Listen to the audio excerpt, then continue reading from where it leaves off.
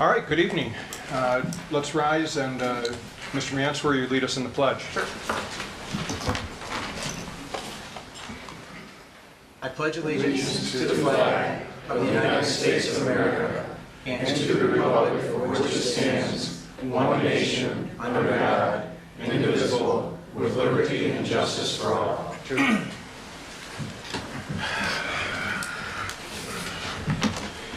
I'd like to welcome everyone to the January 28th Board of Trustees meeting for the Charter Township of Grand Blanc.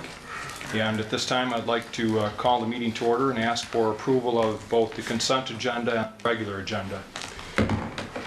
Mr. Chairman, I would move approval of the consent agenda and the regular agenda.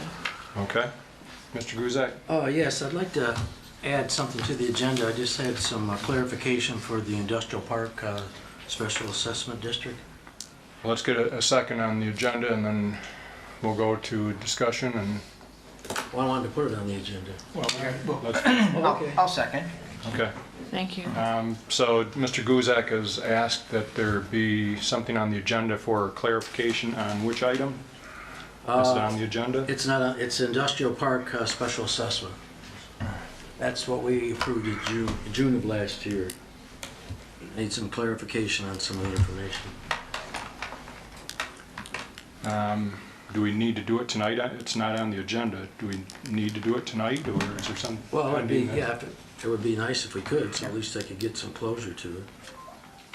So the matter that's pending that needs Right. it immediately? Yeah, it's. Mr. Limita or Mr. Laddie, are you prepared to answer a question? I don't know, on that subject tonight? I don't have any of the information with me at all, so I don't know what the question is or where it's going. I mean, if... Can you be more specific, Mr. Guzak? Well, can't we just discuss it in the meeting? Well, I don't like sticking things on the agenda at the last minute that we're not prepared to discuss. Well, it's, we need to send out the bill, and we've been trying to get the bill out there, and there's some clarification about whether, like when we normally put a special assessment on the tax bill, which this one did not get on because I wasn't notified until in January, and then we've been trying to find some information. So there's a couple things. I wanted to go over the cost of it, and as well as, do we want to extend the courtesy of 2 months worth of interest free, you know, once the bill goes out, because that's usually what happens on the tax bill. It goes out in December, they can pay it all the way through at the end of February and not pay any interest if they want to pay it off in full.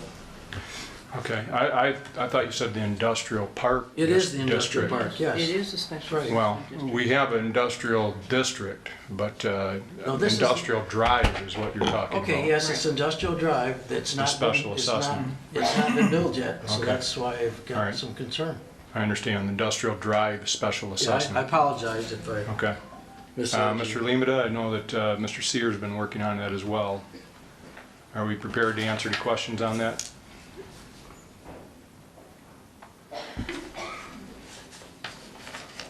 I mean, we aren't going to put it on the agenda right for discussion right now, but would you be prepared to discuss anything on it? Yeah, I mean, there's been a holdup on the payment arrangements with the property owners. We're polling them right now on how they want to move forward, because when we established it and actually paved the roads, there was a strong urge from the majority of them that they were just going to pay it off. In that case, we wouldn't need a special assessment district if they all just paid it in full right away. But since the organizer of that special assessment district has gotten some other opinions from the property owners, so he's trying to organize that and get back with me, and I just haven't heard back from him yet. But Okay. Mr. Limita? If the board recalls, when you approved that special assessment district, Mr. Thompson was here, and he did inform the board that based on the dollar amount that we were discussing, that he believed that the majority of the property owners wanted to just write a check and pay it. They weren't looking to have any type of special assessment district created. You know, and since that project was done, if that has changed, Jeff's been reaching out and speaking with them, but he said if we'd have known, we could have probably been prepared to discuss it tonight, but I don't have my file, I don't have anything with me as far as, unless it's just, if you're just asking for a board authorization to do something, Treasurer Guzak, then that's fine. Yeah, I just wanted to discuss it because it was, the resolution was in June of '25. No one's paid it off. Right. We don't have, and I did look at the resolution, it does state, but it states 31,900, and I know we paid 80,000, so I don't, that's a big confusion for me too. We paid 80,000 to do the road, and the special assessment document says it's only $31,910. That's because we used some allocation funds for that road. So we didn't have enough allocation funds to pave the entire road, and the property owners are picking up the balance. Was that 50/50 money? Yes. it's Well, 50/50 would have been 40/40. I don't understand. Guys, Mr. Thomas? okay, there's a motion on the floor, there's a second, and I'd like to call for the vote. Not, Okay. we're still in discussion. Okay, Oh, I'm well, Sorry for all the so confusion. anyways, the bottom line is that Mr. Sears is in the process of getting some clarification from Correct. the property owners. Correct. We're talking, you know, we've actually had special assessments that you've held up paying that were substantially more I never for a held longer up. period of time. Well, those were So by any- direction of the There's a board. I motion on the didn't do floor, anything there's on a my second. own. Okay, Call so, for the motion. Isn't it? Mr. Chairman, Al, Yep. Mr. Mr. Mansour, Yeah, I have also an amendment I'd like to make to the agenda. I'd like to add to the operational section a addition of a presentation of guidelines to revise the water policy to clarify the use of wells and disconnecting for non-potable water usage.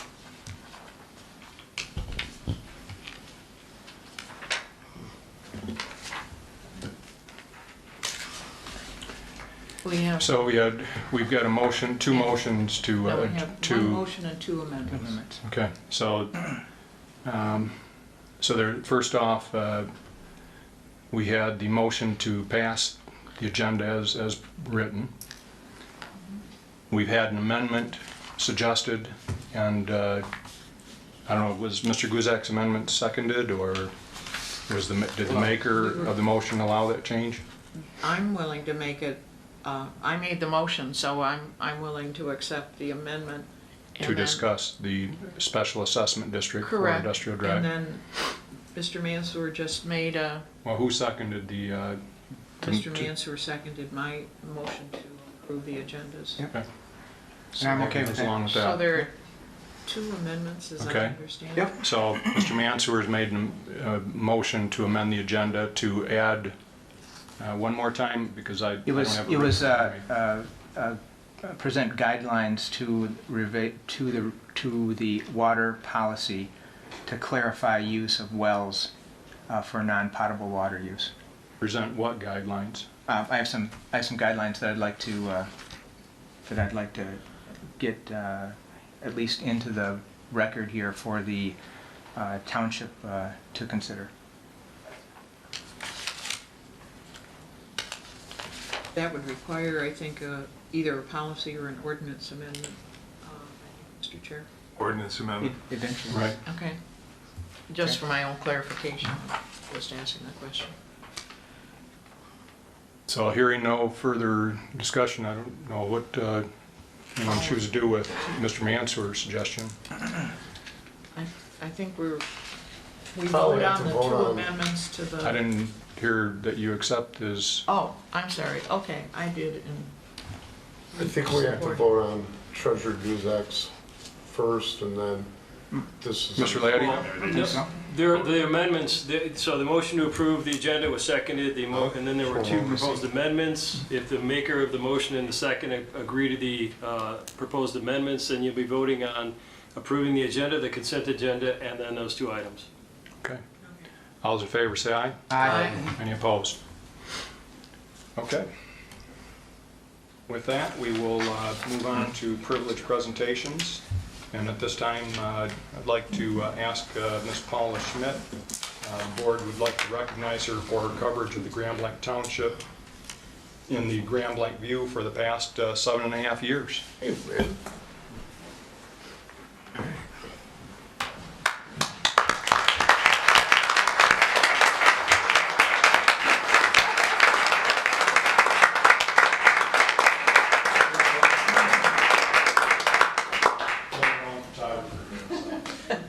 We have a certificate of recognition presented to Paula K. Schmidt in recognition of your involvement and service to our community through the Grand Blanc View for 7.5 years.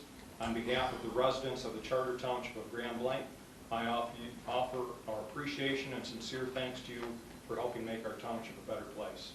Signed by me. Thank you very much.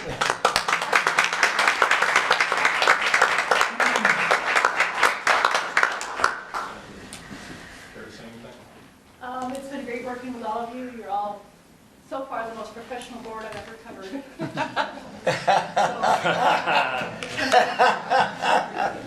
Thank you, Paula. That was nice. Thank you, Paula. Mr. Supervisor, I don't know if you have the answer. So Paula, is your substitute here, or are we? Maybe you could introduce yourself. Okay. I'm Jaylene Jamison, previously covered Blanc Township, Davison Township, and parts of Berkeley. Very good. Well, welcome. Thank you. Now we know who to look for.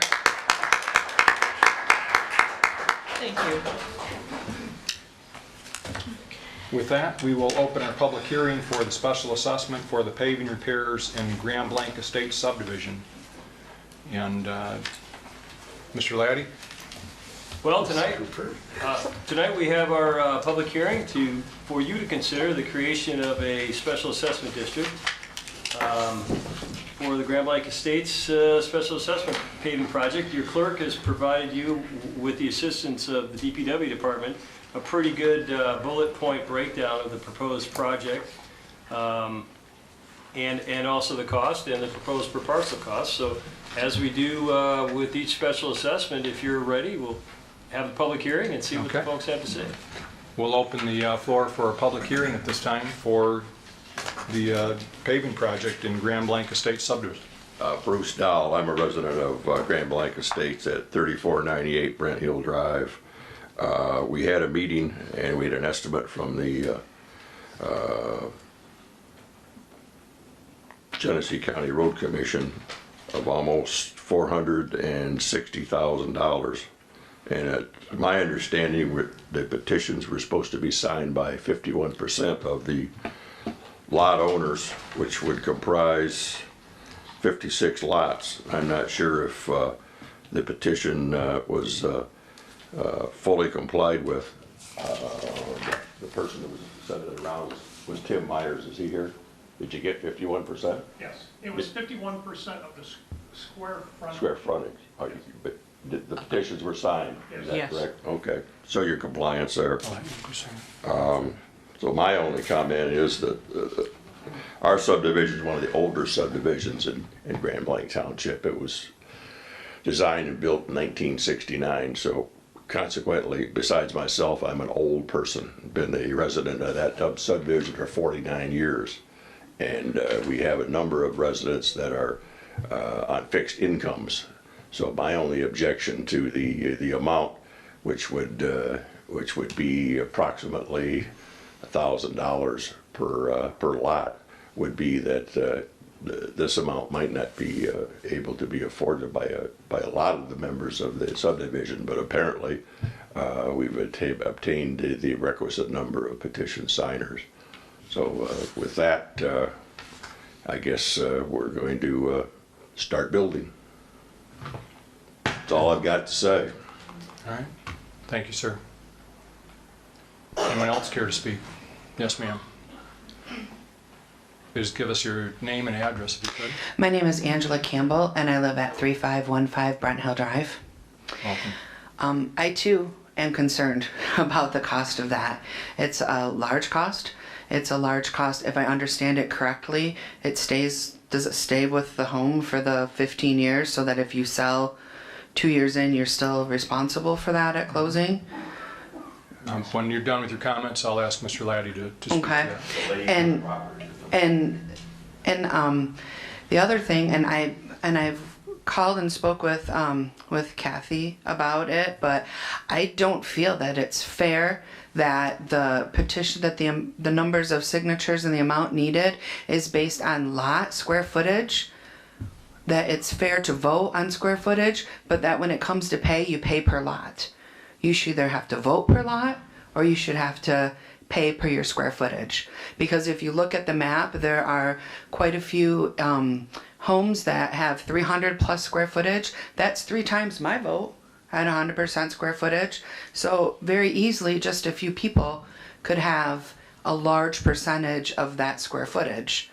And you know, it's not really a majority of the lots that are there. And it just doesn't make sense to me that you vote one way but you pay another way. It doesn't seem fair. Okay, thank you very much. Mr. Laddie, would you like to address the concern with regard to the payment? Sure.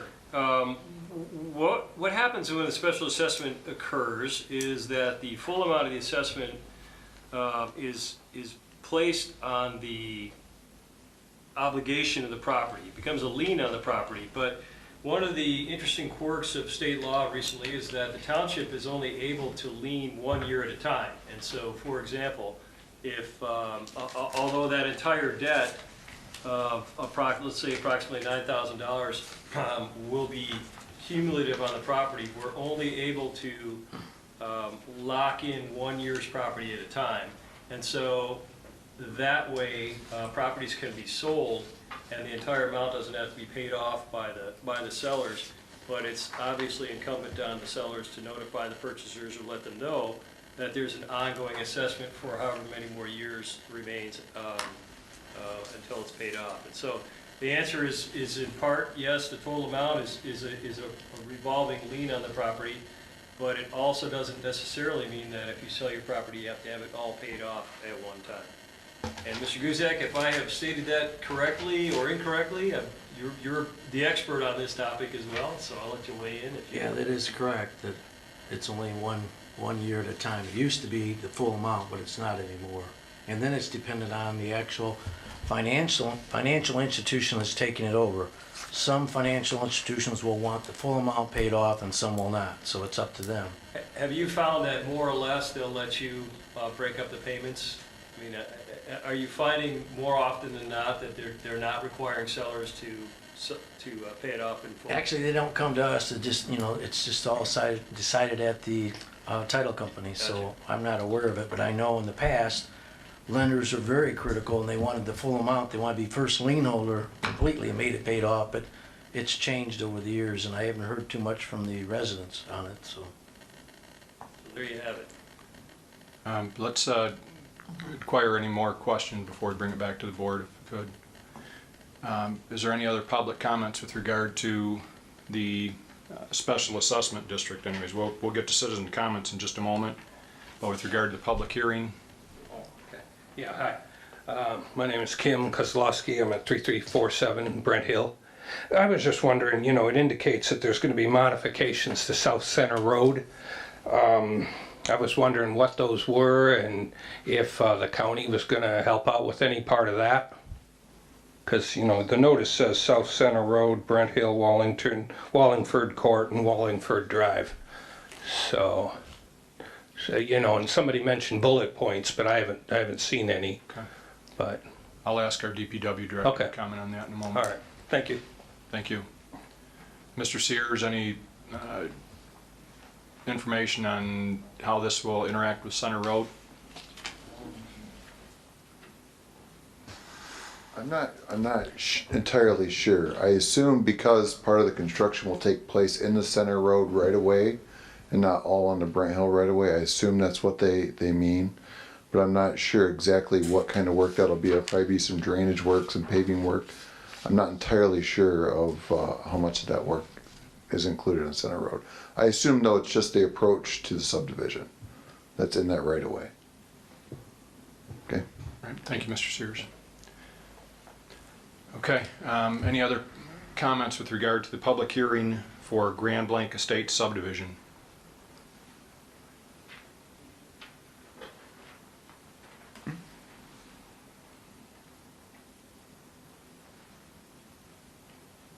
Good evening. Good evening. My name is Ellen Hall. I live at 3495 Brent Hill Drive. Good evening. In 92, we petitioned to have our road taken care of, to be repaved. And part of the reason is that there is drainage down towards the end of Brent Hill, down near Wallingford, that drains off from the property to the south. Drains onto the road, freezes and thaws, freezes and thaws.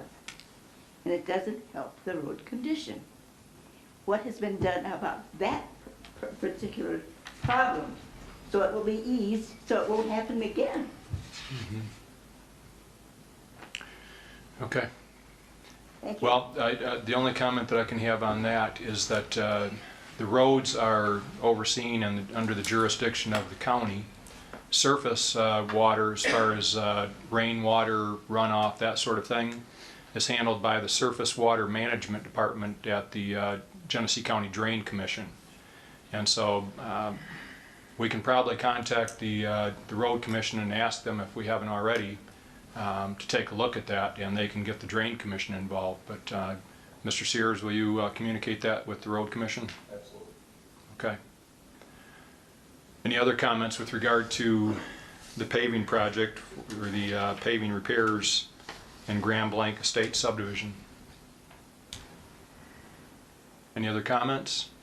Mr. Chair, Yes. I received a letter which I provided to the board from Ms. Taylor at 3398 Brent Hill that explained why she was opposed to this project. Okay. May I Thank make you. one other comment, Mr. Chair? I'm going to bring it back up to the All board. right, Is it? thank you. Okay. Any other public comment with regard to the public hearing? Okay, we're going to close public comment and bring it back to the board. Mr. Massey, you had your hand up? Yes. I have a question for the board attorney about this 1-year lien. Now, I'm going back a few years. Please correct me if I mistake. A few years ago, or several years ago, if a lien is placed on your property, I believe the state says that each year they have to send you a notification. A notification has to be sent out. And if you, going back several years ago now. Okay. Okay. This is not, I don't know what today's law is. And it probably has been amended. That if you did not receive a new lien, you didn't have to pay the debt. Now, that was the original law when it first came out. Okay, I was dealing with an expert on this at the time. It's been several years ago. Okay. Do you mind explaining that? Well, as far, and by the way, as far as special assessments go, and this is the provision that we use to place special assessments on people's homes for projects within the township is specific to townships itself, right? And so whatever other lien requirements exist for any other agencies, we're just going to follow the requirements in the township statutes that relate to special assessment projects, including roads, for example. And however, I'm not aware that requirement existed in this particular statute, but I know that it doesn't now, right? And so the one thing that I want to make clear to everybody in this potential assessment district and also others is that what you're going to receive essentially is if we adopt a resolution to create the district and then we adopt the special assessment rule at a subsequent public hearing, that you're going to be on notice that that a lien for the entire amount of the debt is going to be placed on your property, but with the caveat that it does not have to be paid off if you sell your property in any given year. And so we've, I think in this resolution, proposed a 15-year repayment plan. You can pay it off in advance, but we can't compel you to pay it off any quicker than that. You may have, as Mr. Guzak points out, you may have a bit of an issue with your current mortgage company, but that will depend on whatever mortgage company you have. So the good news is we're not going to lien the entire amount over the 15 years. The bad news is that debt's going to linger for that amount of time, and you're not going to get, other than your tax bill, you're not going to get notice that a lien is going to be continually placed on your property for that 15-year period. So I'm not disputing the topic or the process that you just described. I'm just suggesting that it is not found in this portion of township law. Well, let me ask you a question, attorney. is this lien called a mechanical lien, or what kind of lien? No, it's just. It's not a mechanical lien? Correct. Oh, okay, because, so this lien is different than a mechanical lien? Correct, and it's not, it isn't anything related to like a federal debt or a state debt or anything like that. This is, or a judgment even. This is just a creature of this statute that again gives us as the taxing authority the ability to place a lien on the property for this project. So we, if you want to think, we actually have a fast track to lien your property because we're the tax collecting agency. Yes. And so things are a little bit different for us. But we've had a history of being very fair with folks, very upfront with them, making sure that they understand what this obligation is and how long it lasts. And we've worked a lot to try to ease that burden by stretching the time out and also finding ways to make it cheaper. I have another concern. My other concern is interest rates go down, and if you have a loan on your home, normally when you go and reply for the lowest interest rate, the new interest rate, okay, so you have to do a credit check, go through the whole procedure all over again. When this lien shows up, what happens? It's not going to show up on your credit check. Oh, it's not? Correct. Okay. And it's not, and if you go to the Register of Deeds, you might not even find it. Okay, that's my question. Yeah. Mr. Guzak? Yeah, I just had a question for our attorney, Mr. Laddie.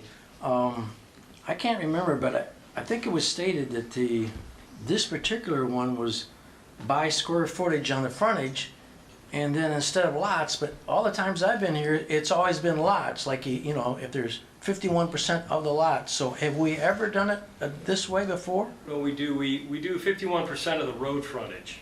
So that's the normal procedure? procedure? It's not square footage, it's front footage for the petitions only, Right. right? And once you cross that threshold, Right.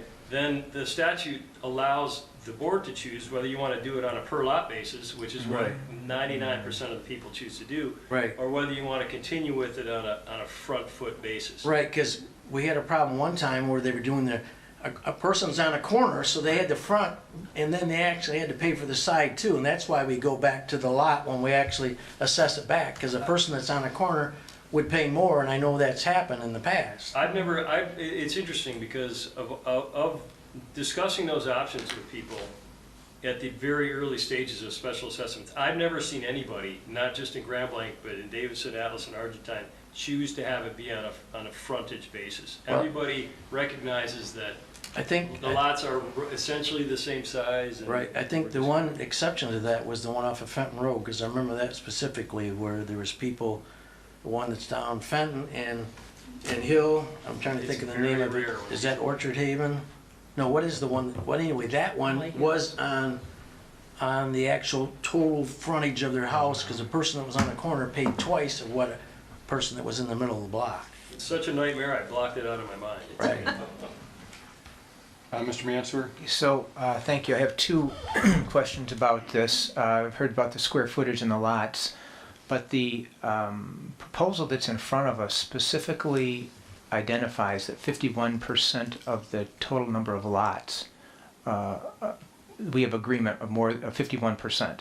Is that true? It should be 50. It should represent 51% of the front footage of the roads. So do we need to change the verbiage here? Right. Well, if it turns out that 51% of the lots does not equal 51% of the front footage, then we're going to have to take that up. Well, what is the number? How many lots are in there? We're looking right now. 56? You have the petition with you? Yes. The assessing department confirmed that they had something like 56%. And I don't know where the square footage, it's always road frontage to sign petitions, Right. and then the number of lots for payment. Except back in 1998 when Concord Green was done, it was by road frontage for payment too. Right. So we get 56 lots, and then how many lots voted for?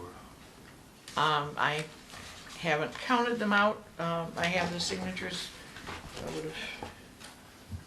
Madam Clerk, the assessing department confirmed that 51% of the Yes. front footage has been Okay. met, right? Yes, All right. Becky said it was like 56%. I verify the signatures of the property owners, and she verifies the road frontage and the percentage of the road frontage. There's 51 parcels. Pardon me? 51 parcels, That's right, not 56. right. So again, sorry to come back to this, but so does that mean that we should change the verbiage here to indicate that, I'm not looking at a computer, Mr. Yeah, Mansell.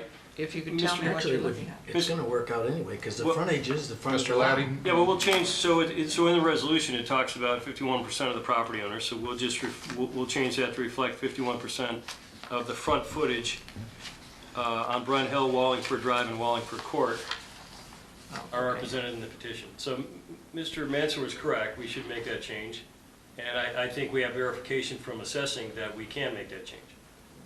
We aren't voting on the resolution. Yes, we That's do. just we are later. No, we are, but we'll Yep. just make that note, Yeah. Okay. if you, All right. if that's how you go. the other question I had was, this is 15 years, I think the last couple we've done have been 10, and they've been kind of paired up with what the county says in terms of the life of the repair or redo. Does that work in this case as well?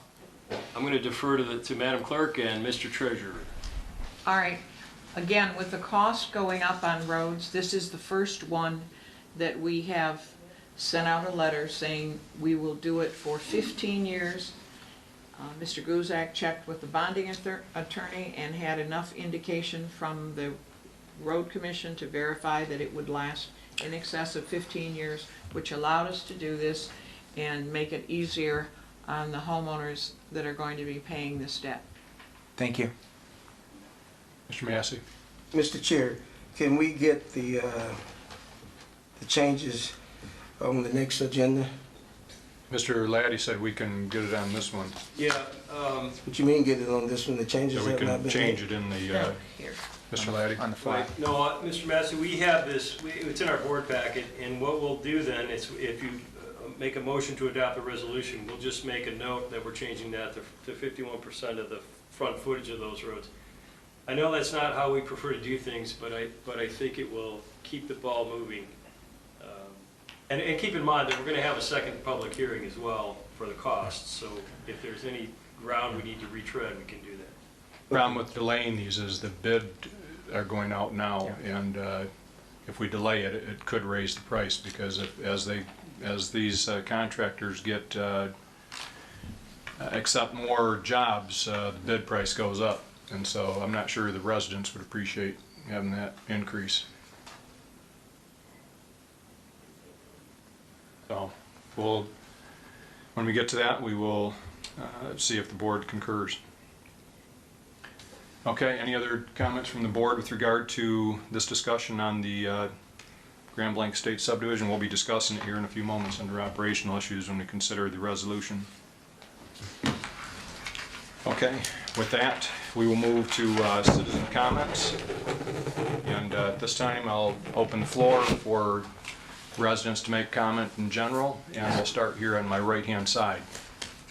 So anybody care to comment on this side of the room? To go up there? Yes, please come up and state your name again and your address. Sorry, Angela Campbell, 3515 Brent Hill Drive. Mr. Mansour brought up that said that it was by lots. And I really think that before you guys just decide to go ahead and change the verbiage from lots to square footage, that you need to look at it, because there are a considerable amount of, I think there was like 8 or 9 lots that are not the same square footage. Most of the lots there are, I believe it's 101 or 110 frontage footage. There are 8 to 9 of them that are 300 or more. That's 3 times the size of one lot. So it would make a difference if you're looking at counting numbers of lots versus front footage. And I really think that needs to be looked at and to be verified, to be fair. Okay, thank you very much. Anybody else in that row care to comment? Otherwise, we'll go to the next row back. About the following row. Anybody care to make public comment? Yes. Good evening. Please state your name and address. Craig Banasek, 2469 Green Acres, Grand Blanc Township. Just wanted to, number one, thank the board for their service, and I appreciate it. I used to be here as much as Mr. Ert, and since I know a lot of you on the board and I have a respect for all of you, I haven't been here as much. So that's a testament to what I think the good job you've done over the last 3.5 years since you've been on the board, or about 3, I guess now.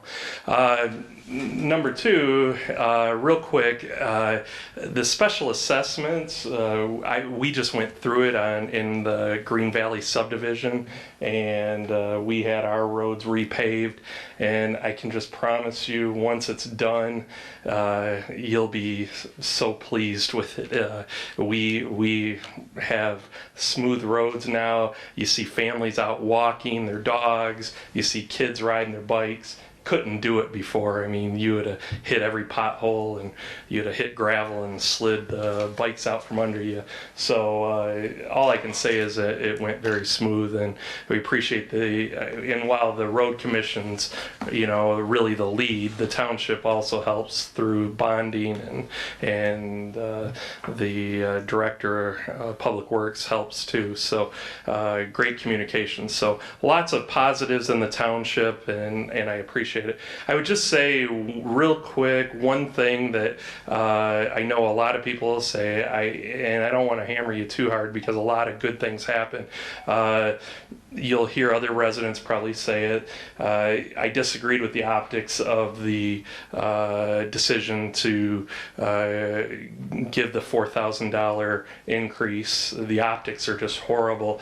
I understand fully that the Grand Blanc Township has been probably lower paid for our council folks, especially the trustees, not so much treasurer, supervisor, clerk, because they're full-time employees. So I would just say the optics were horrible. I would suggest that you increase your pay the 3% a year rather than try to do it in a lump sum. You wouldn't get all the fuss that you've gotten. And I hope you learn from there's a lot of people that aren't sitting up here that were sitting up here 3 years ago, and it was because the residents do pay attention. And so I would just suggest you be very careful the next time you do that. And then one real other quick thing, the Parks and Rec, I would just say I went to a Parks and Rec meeting with my son. He was there for government, and they couldn't get a quorum. And what was really, and this was just 2 weeks ago, and our township representatives weren't there. And so he got a lesson in what a quorum is, because you can't hold a meeting if people don't show up. So if you're voting yourself an increase, show up for the meetings, you got to. And most of you do. I get it, and so I don't want to say across the board, no. You do a lot of extra work. I appreciate it. The other thing I would and I know my time is short, but I haven't been up here in so long. I would just say, you've got to compliment the superintendent. He does a great job. I would just say, and I think he's saved us money, and he's been a tremendous professional. I would just say, let him be your CEO. You guys set some goals for him, but let him manage the township. If you guys get into the day-to-day management, it creates chaos. So set some goals for him, let him attain them, hold him accountable at the end of the year, but let him manage the day-to-day stuff. If you let him do that, I think this whole township will be more and more successful. Thank you. Thank you. Anybody else in that row care to speak? Yes, please come forward.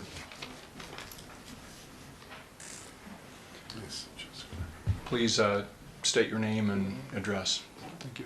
My name is Sarah Hugo. My address is 5545 Thrush Drive. You now have a face with all of the emails that I have sent about Grandville Estates. And I have to tell you that when I first saw the special assessment district being on, I was super excited. I'm like, wait, how did I miss this? I thought it was Grandville Estates rather than Grand Blanc Estates. So I have this all typed up because I would probably say some things that I shouldn't. But again, reiterating what I have said in my previous emails, my husband and I literally spent an entire summer walking around our neighborhood, 50 hours spread out over several weeks. We gathered as many signatures as we could to support the repaving of Granville Estates. I've been told that individuals have driven down our street and that our roads are in rough condition. And I appreciate those of you who have responded to me. Kathy has helped me a lot. Scott has helped me. Jeremy, too, has helped me. But nothing is getting done. And I know that it's because we didn't get enough signatures. We are asking you to issue the special assessment district. And when I guess when I first started doing this, and I'm totally not reading off of my script, I was told it was all or nothing. You either get the entire subdivision or you get nothing. Your roads will continue to crumble, your roads will deteriorate.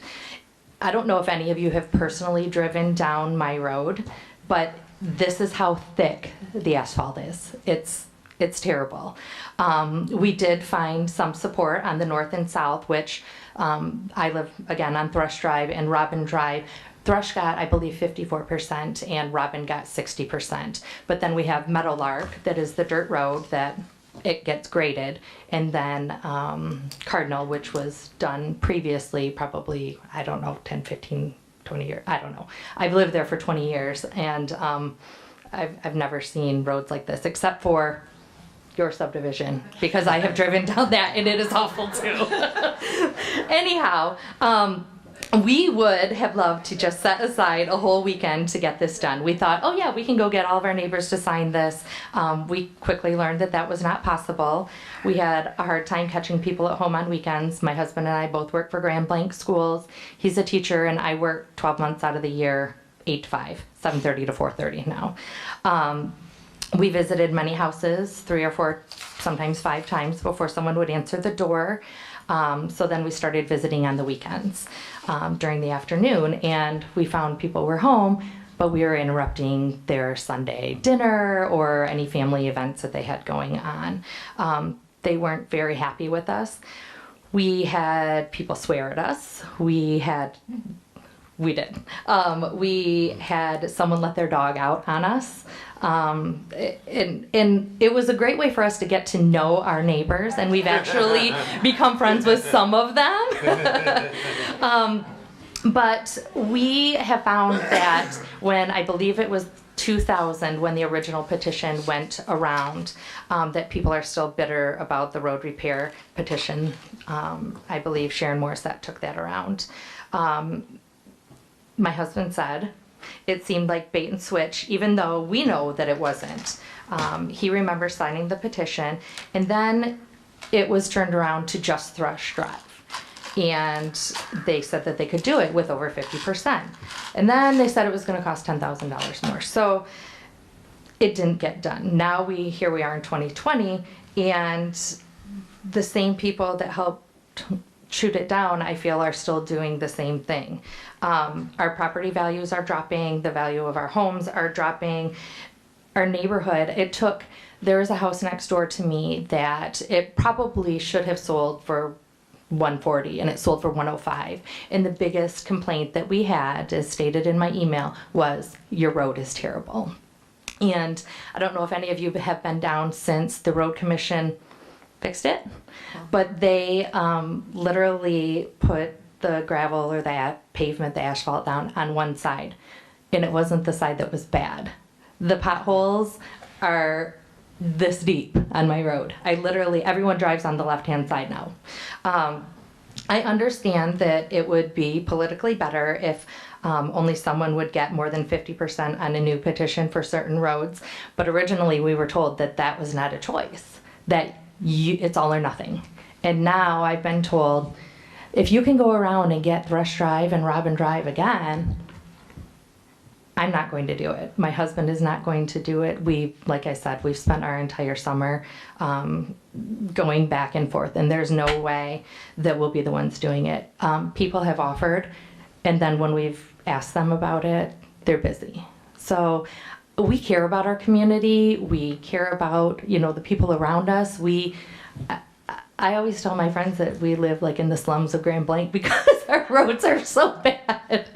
But I really wish that you guys would consider issuing the special assessment district on your own, because I believe it can be done and it has been done before, not necessarily for our subdivision, but I don't know. I know it's a tough decision for you guys to make, but there are many, many people that have told me that the reason that it's not being done is because people want to get voted back onto the board, and I think that that is not a good reason. I know I've exceeded my time, so I'm just going to leave it at that. But I'm like begging you to do our roads and assess us the money. We don't care how much it will cost us. So thank you. Thank you very much. Okay, anybody else in that row care to speak? Okay, let's go. Good evening, and please give us your name and address, sir. I don't have one. Okay. My name is Mike Bacus. I live at 5405 Robin Drive. Okay. And I support an impromptu statement coming out to the board. Sarah, and everything that she said. I've lived in this subdivision since 1964. I've seen it come from the best of dirt roads, and you can have your pavement back, give me back my dirt roads. But the bottom line is it's always great to see an improvement in a neighborhood that only had 4 houses in when I moved in. We eventually got blacktop in there, and we didn't have too many houses at that time. But the support of all of the neighbors at that time was 100%. Okay? And we got them paved, and they've been beautiful. But in time, everything deteriorates. It has gone to the dogs. Some of my words are impromptu, and I apologize. But the bottom line is that you do drive down this road, and like Sarah said, if you don't hold your head up, you're going to lose it. Okay? It's the right side, it's the left side. A lot of people in the area are scared to come up and talk. I don't know where I got the guts to step up here and talk, but the bottom line is I have seen nothing done in this area. We've asked for it, and like Sarah said, we've kind of begged for it, and we've offered to pay for it. A lot of people have offered to pay for it, but then when it comes to percentages, maybe we didn't meet that percentage number. But it comes down to this. One of the oldest subdivisions being stomped on, and everybody looking away from it, just isn't fair. So I make a strong request of the board to actually take into account what Sarah has said to you, face value. I'm ashamed of where I live. Okay, I paid good money for my home. I thought my home was worth a lot more than what it is. But if we let that neighborhood deteriorate like it is, then folks, we lose. We look for a lot of positives in our life, but if you can't get a few positives, then you're just going to be looked down on. And we're good people, and we don't like being looked down. I want to thank you for listening to me, and the next time I step up here, I will have an agenda, and it will be very prompt. Thank you very much for listening to me. Thank you, sir. Anyone else on that side, in that row? Anybody else on my right? Okay, we'll start here on the left and start in the front row. Mr. Cooper. Good evening. Good evening, Mr. Supervisor. My name is Win Cooper.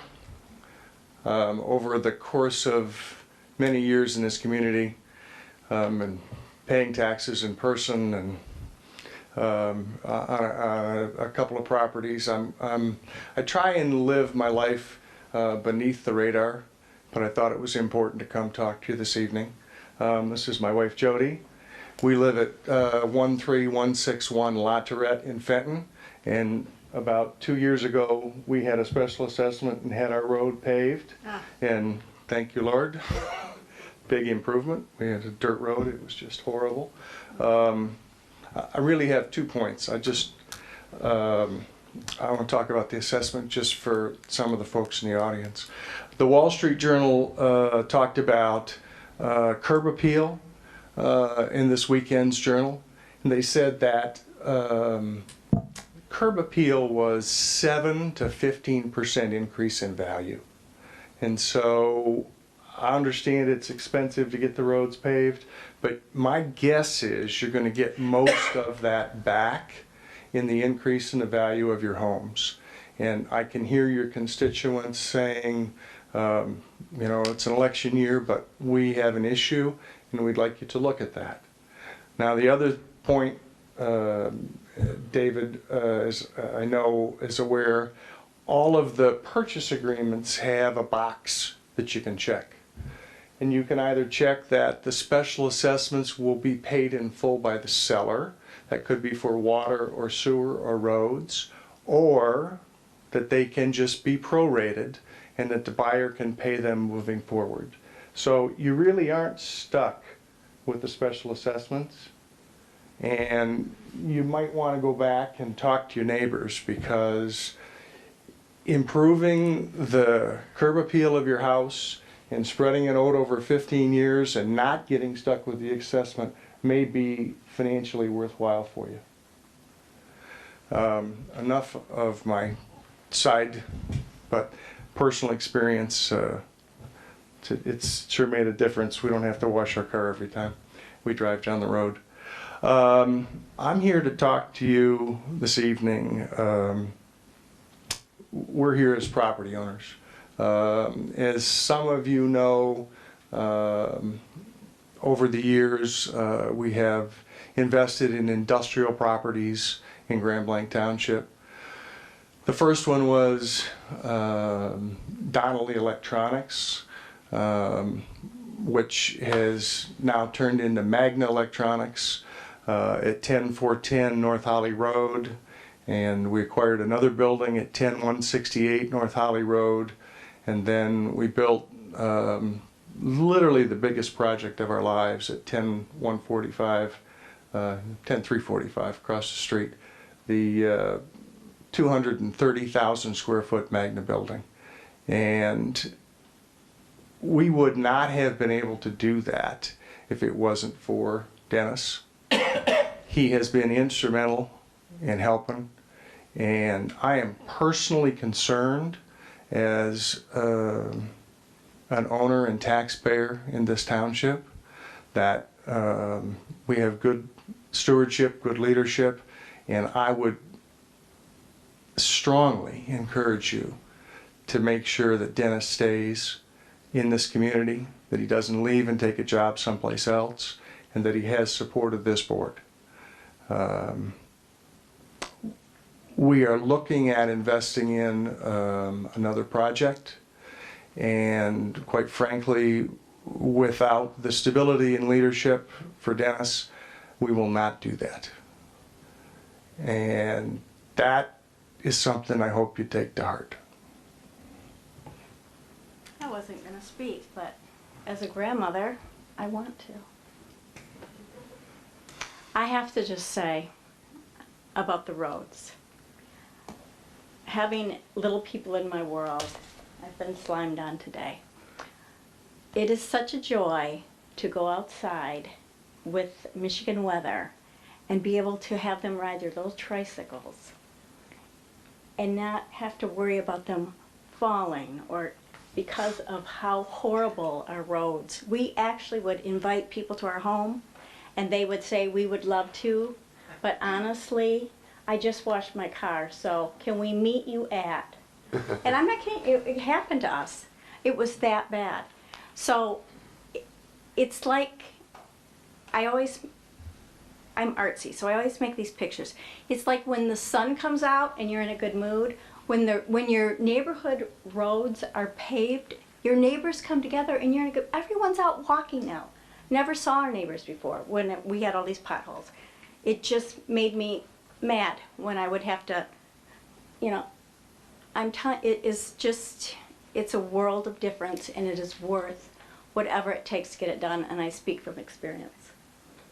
And I wasn't gonna. Thank you, Mr. and Mrs. Cooper. Okay, moving to the next row. Anybody else in that row? Okay. Mr. Anderson? Supervisor, yeah, Larry Anderson, 6545 Kings Point Road. If I may, I'd like to request that the board allows me to withhold my public comment until operational issues agenda D comes up. I requested that to be on the agenda, and I will keep my public comment solely to that topic. I'll accept that. We'll have you address the board when we get to that topic. Very well, thank you. Okay. Anybody else in that row care to speak? I'll go to the following row. Anyone care to speak? We'll keep moving back. Anybody second to last row?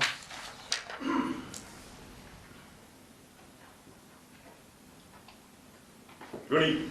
Good evening. My name is Christopher Hall, live at 3529 Brent Hill Drive. I have other problems as far as I keep on having commercial companies trespass on my property and do damage. Have attempted to have reports or file reports where your officers say we can't do anything because it's a safety issue. At one point I had my water well destroyed. Constantly have consumers on my property tearing up the lawn where they could come in from Center Road. Is there any way we can get consumers to also, being that they also have an easement here and are doing damage with their heavy trucks running up and down the road, opt in to pay some of the cost? What I would suggest is actually get the business card from Mr. Sears, and we have our chief of police here, and well, I had to present video of the cable company, and I did get that, but it was still a very long, drawn-out event, and my house was uninhabitable for 30 days when they could have come in from Center Road, but opted to come up my driveway. Sure. What I'd ask you to do is to get the cards from the two individuals, our chief of police and our DPW director, Mr. Sears. If they aren't able to resolve your issue, I'd ask you to either contact Mr. Limita or myself, and we'll take it further. Thank you very much. Thank you.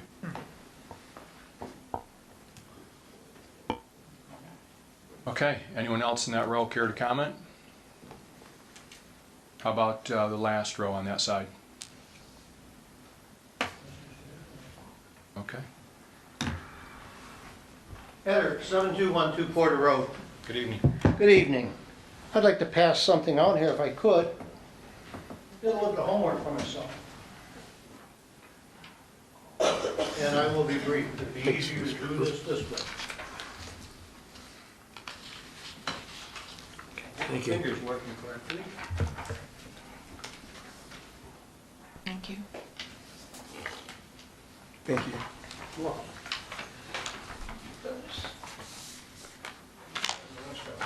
Okay, thanks. What you have in front of you is your mandatory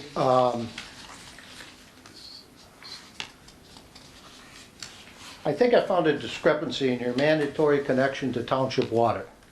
Okay?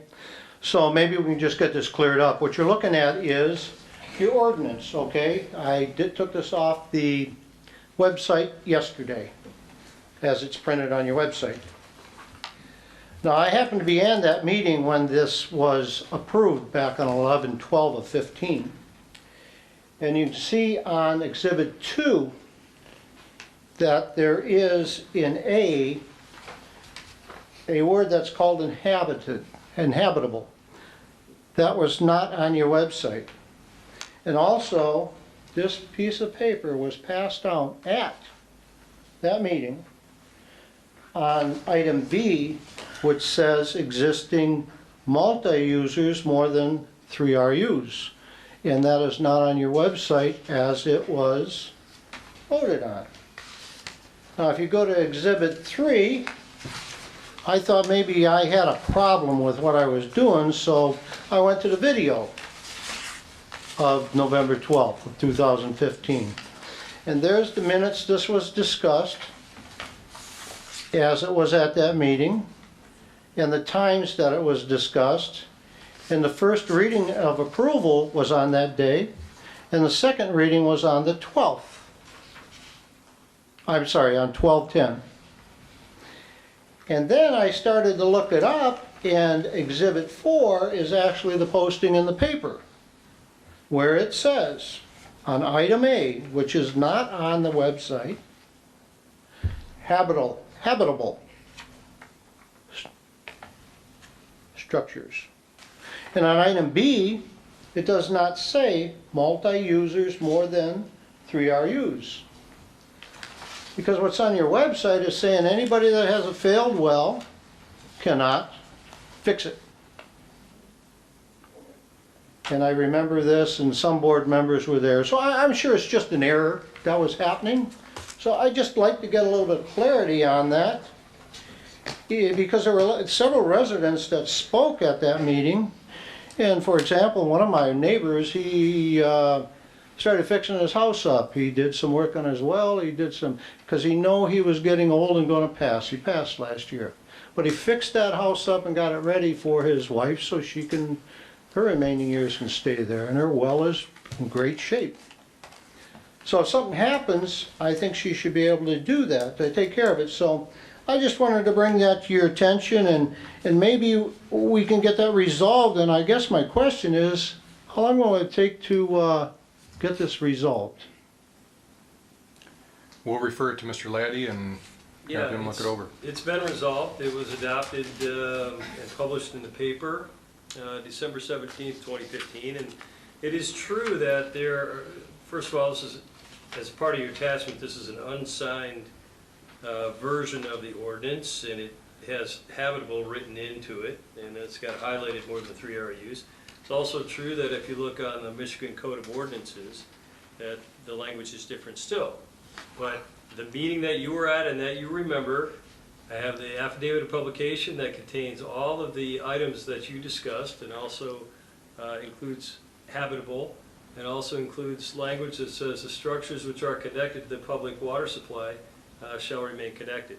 Now, that doesn't end the debate for the Township Board. I think we're waiting for some information from our Raftella study, and I know that we're going to take this topic up again very soon, but those inconsistencies you point out do exist between the Muni Code and between our website as well, but I can assure you the Township Board has a correct and accurate copy of that ordinance, and I'd be happy to get you a copy as well.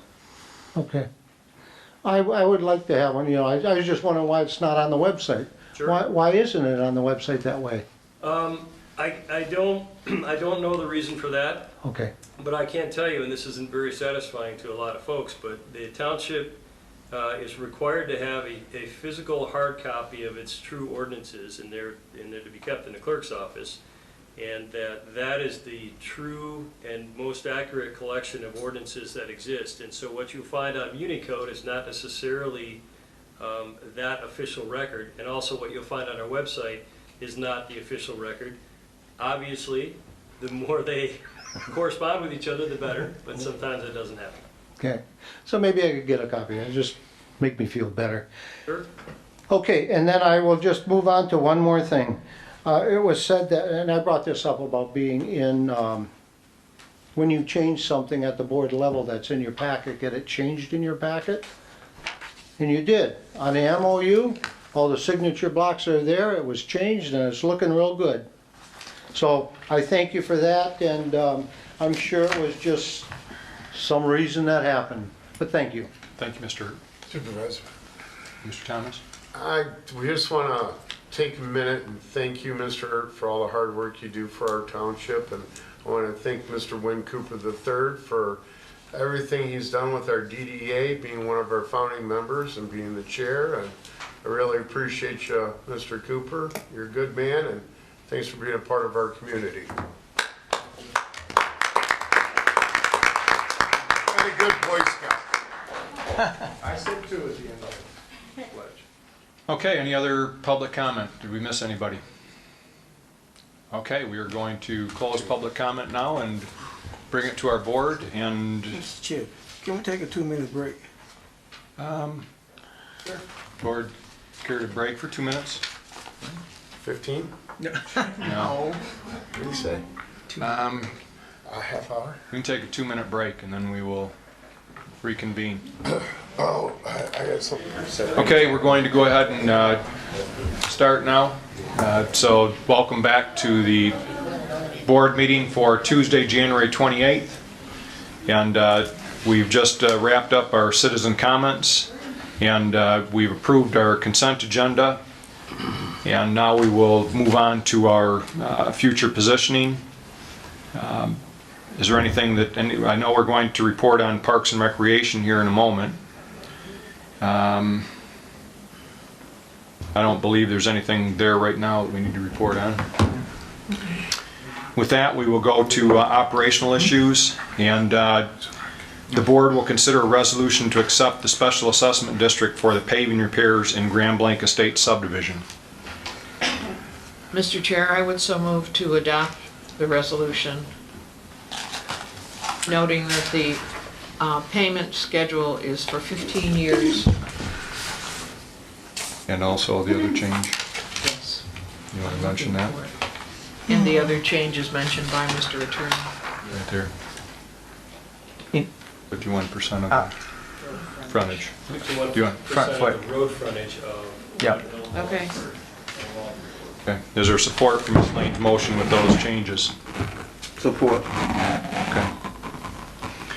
One thing I would just like to comment that I appreciate those individuals that go out and take the time. I know we heard from several individuals this evening, and we appreciate the time that people put in to go out, whether you're in favor of paving your street or not. The effort that's put in by residents just voluntarily to do that is substantial. Going door to door, day after day, and getting doors slammed in your face and dogs let out on you and having to walk through puddles, what have you. It's truly, I was at jury duty this morning, but in no way fits the citizen involvement that going door to door does. And we appreciate you doing that. And I think it improves our township whenever streets get paved in our subdivisions. It benefits whether you live in that area or outside that area. It benefits everyone. So thank you for taking up that job. With that, we've had a motion and it's been seconded. Any other discussion? Did a discussion. Mr. Mansour. Thank you. In the board package, there was a copy of our roads ordinance that was included in there. Correct. And I don't actually think that it's the approved latest one, because I think that we took out references to private roads in the approved one, and the one that's in the packet actually still has that in there. So if we could just make a note of that when we complete the session here. We can do that. Thank you. Yes. Okay, this is a resolution, so Ms. Lane? Mr. Mansour? Yes. Mr. Thomas? Yes. Mr. Guzak? Yes. Mr. Massey? Yes. Myself, yes. Mr. Chair. Yes. Next, item B on operational issues, the board will consider a resolution to amend the 2020 general fund budget for the purpose to establish Parks and Recreation as a township operated department. This information was in your packet. Mr. Limita? So, based upon the MOU and the direction of the board, we did prepare a proposed budget for Parks and Recreation to include the senior center operations. It was included in your packet. In order to do that and so that we'll be authorized to expend any funds for Parks and Recreation operations, there will be required 2 amendments to the 2020 approved general fund budget and the special revenue funds budget, and those resolutions are before you today. The amendments are showing where the funding was coming from and the amendment and what the 2020 amended budget looks like. The bulk of that funding came from appropriations for contingencies, and again, we base this upon the historical budgets of Parks and Recreation, noting the changes. The city's contribution for Parks and Recreation will go down from the projected $121,855 to $6,000 for the year based upon the MOU. that was approved by the board, city, and I believe the schools. Another couple items of note, of concern, some of the fundraisers that were done, including like the Hard Times Party, which was very popular and one of their biggest fundraisers, those fundraiser revenues are still included in this budget because I didn't have a good way of separating those out, although it will vary as we go through the course of the year with those revenues. I just didn't have the actual hard figures to take out or know what we would be doing moving forward with any of the fundraisers like their Glow Golf and some of the others. So this was really establishing that first year, knowing that there were certain operations we had to do. The other tricky animal that I had to learn on the fly was the senior center operations.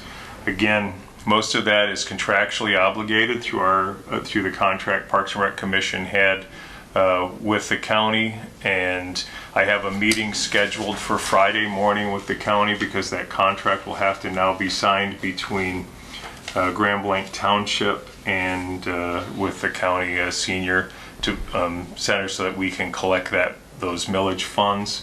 The contract runs through October 1st, I believe, starts up the new one, so there is going to be some certain challenges as we go through there, but again, to get something into the books for the budget, we had to do this amendment. I'm not saying that it's perfect. There may be some changes as we go through. Obviously, we're in the process of searching for a director, but in order to keep Parks and Recreation running and for us to assume the employees or have employees for February 1st, like the MOU stated, we do not have an authorization to spend until the board adopts a budget.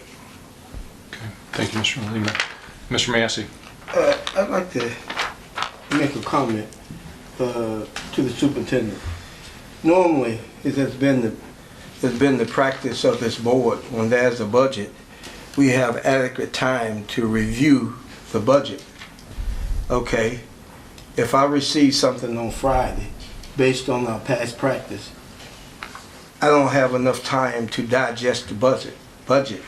So I feel at this moment I cannot approve this because we haven't been given enough time to actually take a deep dive into the budget that you have presented to us. Well, part of the problem will be is if we don't approve a budget this evening, our transition will come to a grinding halt because we have no authorization to spend for bringing the employees over or taking care of any of the events that are planned. We have, I think one of the events coming up is the daddy-daughter dance with 200 or some people so far. So things are continuing to operate, but if we want to continue them, we have to staff them and be able to. But Mr. Chair. Yes. I just stated, if you're trying to shove something down my throat without me having taking a deep dive, looking into the budget, I'm not prepared to vote for this. Okay, I understand what you said, and I'm telling you that if we don't adopt a budget tonight for Parks and Rec, it will come to a grinding halt. So that'll be the board's decision. As Mr. Limita mentioned, the budget can be amended even after it's accepted this evening. So as you take a deep dive into it, we can amend things moving forward. But in order to have an authorization to spend and continue with one of the things we've talked about was a seamless transition. If we're going to have a seamless transition to Grand Blanc Township running the Parks and Recreation, we need to have an authorization to spend. And Mr. Limita has put that together. Like he said, it's not necessarily something that he's had a long time to put together. We just charge him with doing that shortly. So it may not be perfect, but it's a start, and we can make any amendments to it. Mr. Mansour.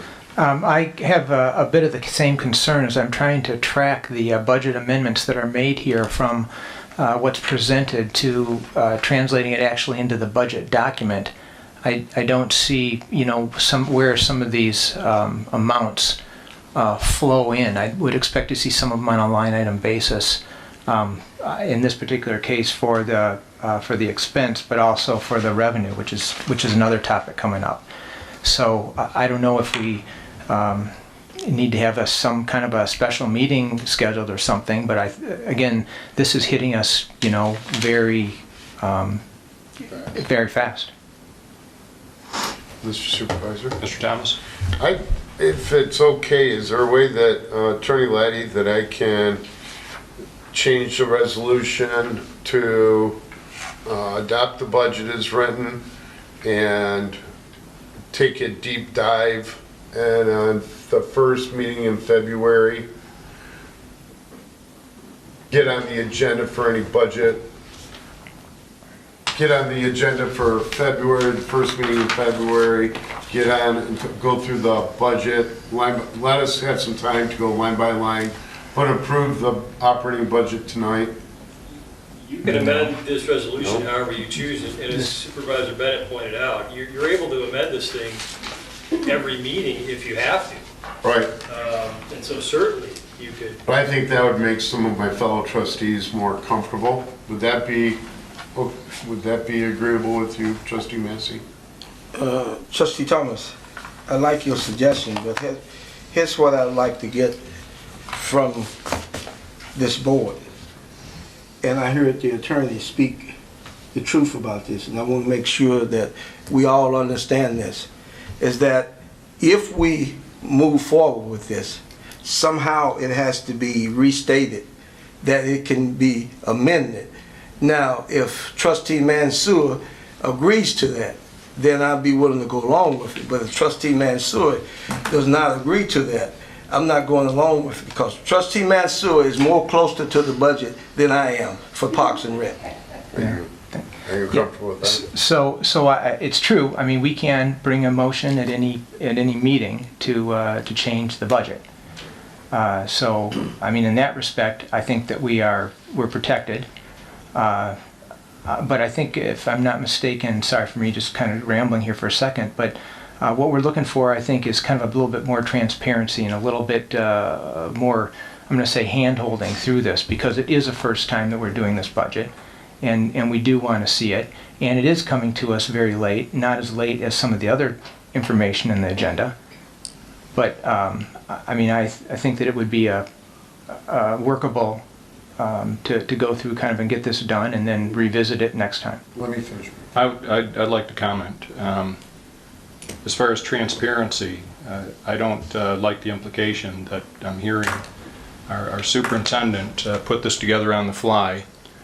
We just asked him to get back involved a couple of weeks ago after we said that the board was going to do the managing of Parks and Rec, and we clarified that at the last meeting. So transparency, he has put together the budget. We did put it in the packet on Friday. We've asked him on the fly to go ahead and organize this department now and to put together a full budget. We have February 2nd in the MOU, which today is the 28th. So we've got a couple of days virtually that we're going to be taking over payroll and all the other responsibilities. So I don't believe it's a transparency issue at all. Okay. But the budget at any time can be amended for any department. Mr. Chair, let me Mr. Thomas has had his hand up. So I don't want to get into squabbles with transparency and everything else. I don't want to play this game. I just want it on the agenda, that next meeting's agenda, that we can go through the superintendent, leave it up. Can we go through the budget line by line in the first meeting of February? Go through the budget line by line anytime the board would wish to do so. It's the same budget that you saw. Yep, you know, it is. We didn't really change anything other than to take out some things that I think are duplication of efforts. And as far as tracking it, if you look on the general fund budget, if you look at the amendment of 273-265, you can go right to the line item budget for revenue for township contribution, 273-265. They match up. This is just showing where I took the money from on the fly to get it. I'm trying to be, you know, I literally had 2 weeks to put this together. I sent a memo out on September 9th saying that I could work on it, and I just needed the direction to go. I did it again in October, like the 20th. Okay, so. And, you know, I finally was instructed to move forward, and I did. So it's not, there's not some big secret. I'm not hiding anything. The information's here, it follows along with what I put in. Yep. I was told that we were gonna take it over on February 1st with the MOU, which I was not asked to weigh in on.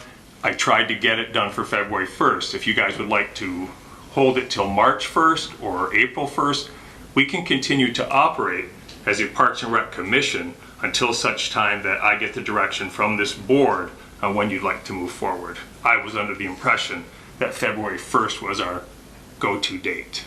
So, Mr. Thomas, would you like it on the agenda for the, I don't know what the date of the February meeting is, but the first Tuesday that we will discuss the budget of the Parks and Rec and re-examine it? Yes, Supervisor. That way I think the trustees and the other board people will be more comfortable.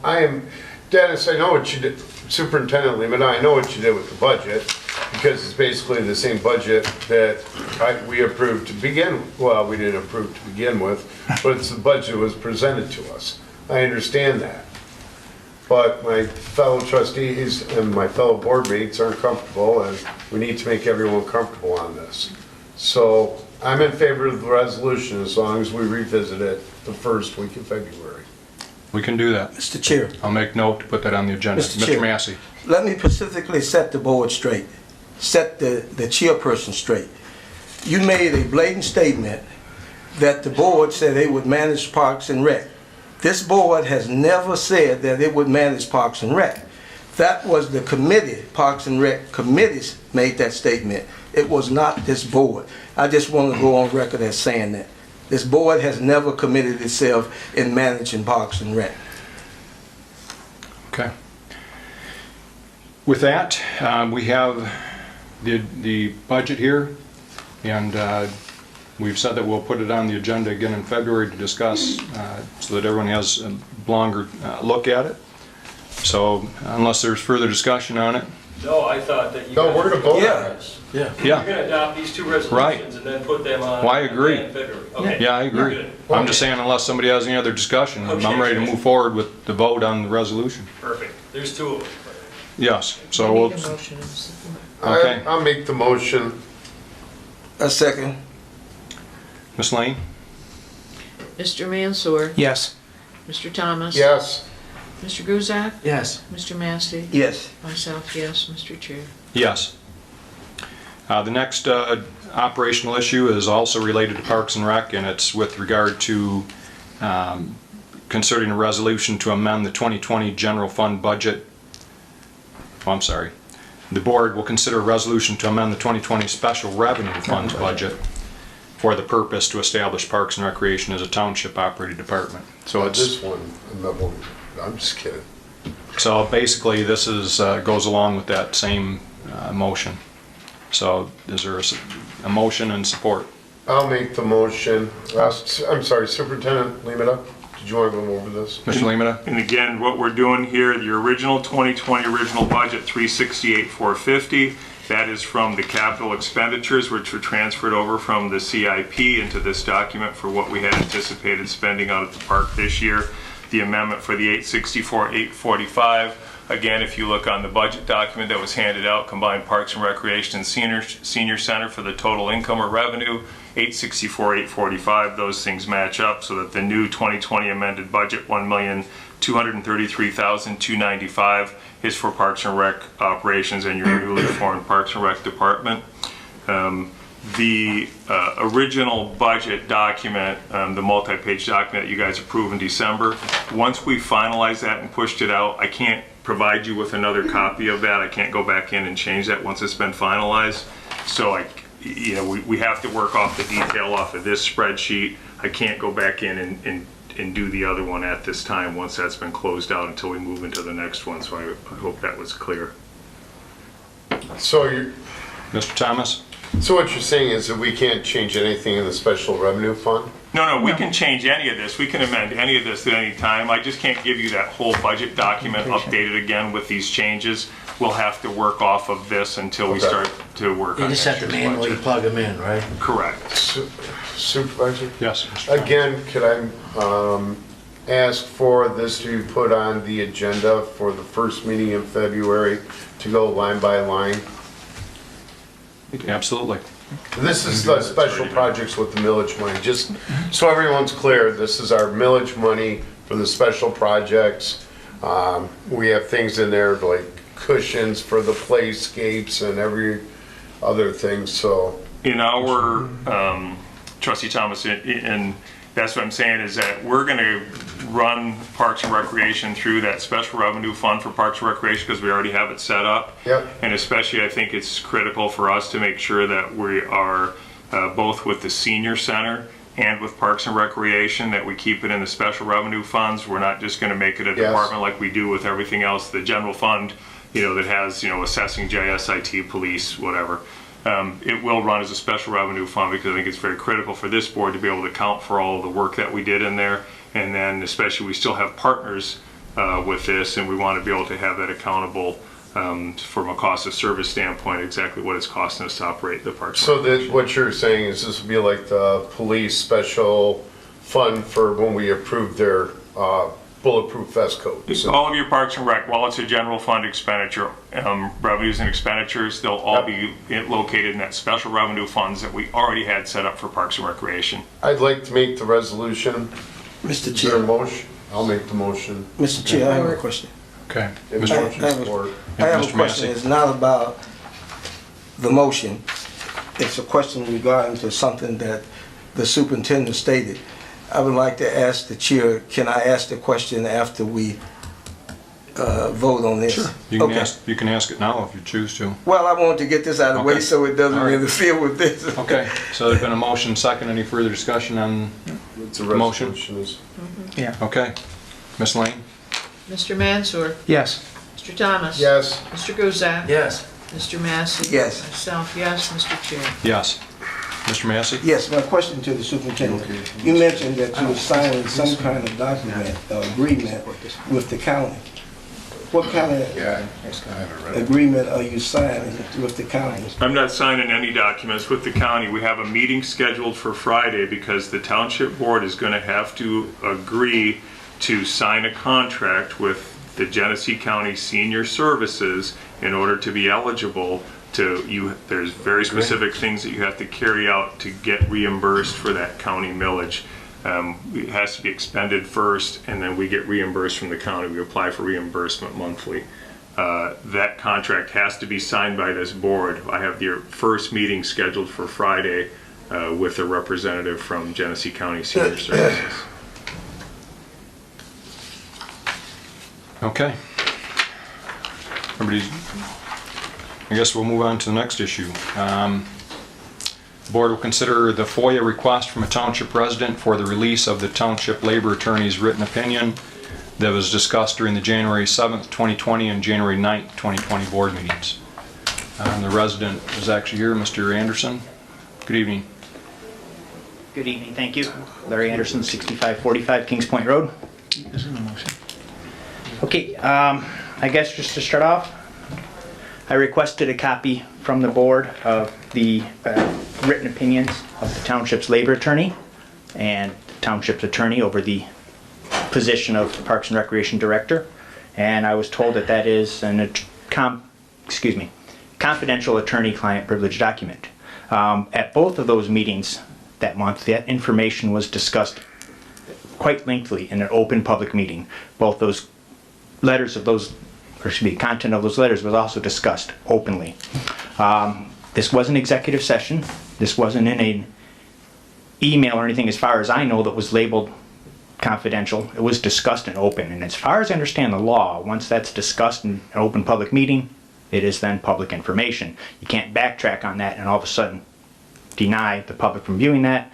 If that is the case, I kind of have to wonder what is there that you don't want the public to see. So I would like to have the documents from those two meetings referring to Parks and Rec Director's employment and who they report to, if that's possible from the board. Mr. Anderson, I don't have any issue with it myself. Mr. Laddie? Just that Mr. Anderson's correct. My position was, and by the way, I forwarded you most of the documents that I sent to you that are legal opinions, written legal opinions, confidential Yep. legal opinions, and they belong to you and the board as a whole is the one that owns that competence and owns that work product. And that's at your discretion. You can release these documents or these opinions if you choose to do that. Mr. Anderson, I'll refer you to a case called Libel versus General Motors, 250 Mishap 229. It is a 2002 case regarding whether or not discussion of items that are contained in attorney work product are actually disclosed by discussion either in other forums, in a court primarily, but also a township hall meeting. My position is, and it's consistent with that case, is that that doesn't constitute an official waiver of that competence. This board, however, is free to release that document if they choose to do that. If you do release one of them, it seems to me you should release both. That privilege is completely yours, and I'll step aside and let you discuss. So, Mr. Anderson, you're asking just for the one. I would be ecstatic if I could have just the one from the township's labor attorney office, correct? I'll make the motion that we release the FOIA request for the township labor attorney's written opinion. Who's that?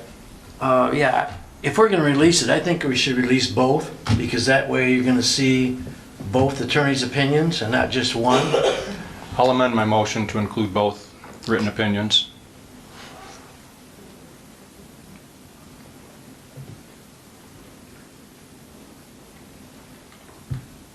I'll second it if you're gonna do both. Okay. Mr. Chair, Mr. Massey? may I speak to something? Absolutely. I'm gonna speak the truth here. Hopefully we always do that. Well, I see that you guys don't, but I'm gonna speak to the truth. Here's what we I'm not sure I understand. heard that correctly. What was that, Mr. Massey? You don't speak to the truth if you want it blatantly. And let me prove my point to you. Let me prove my point to you.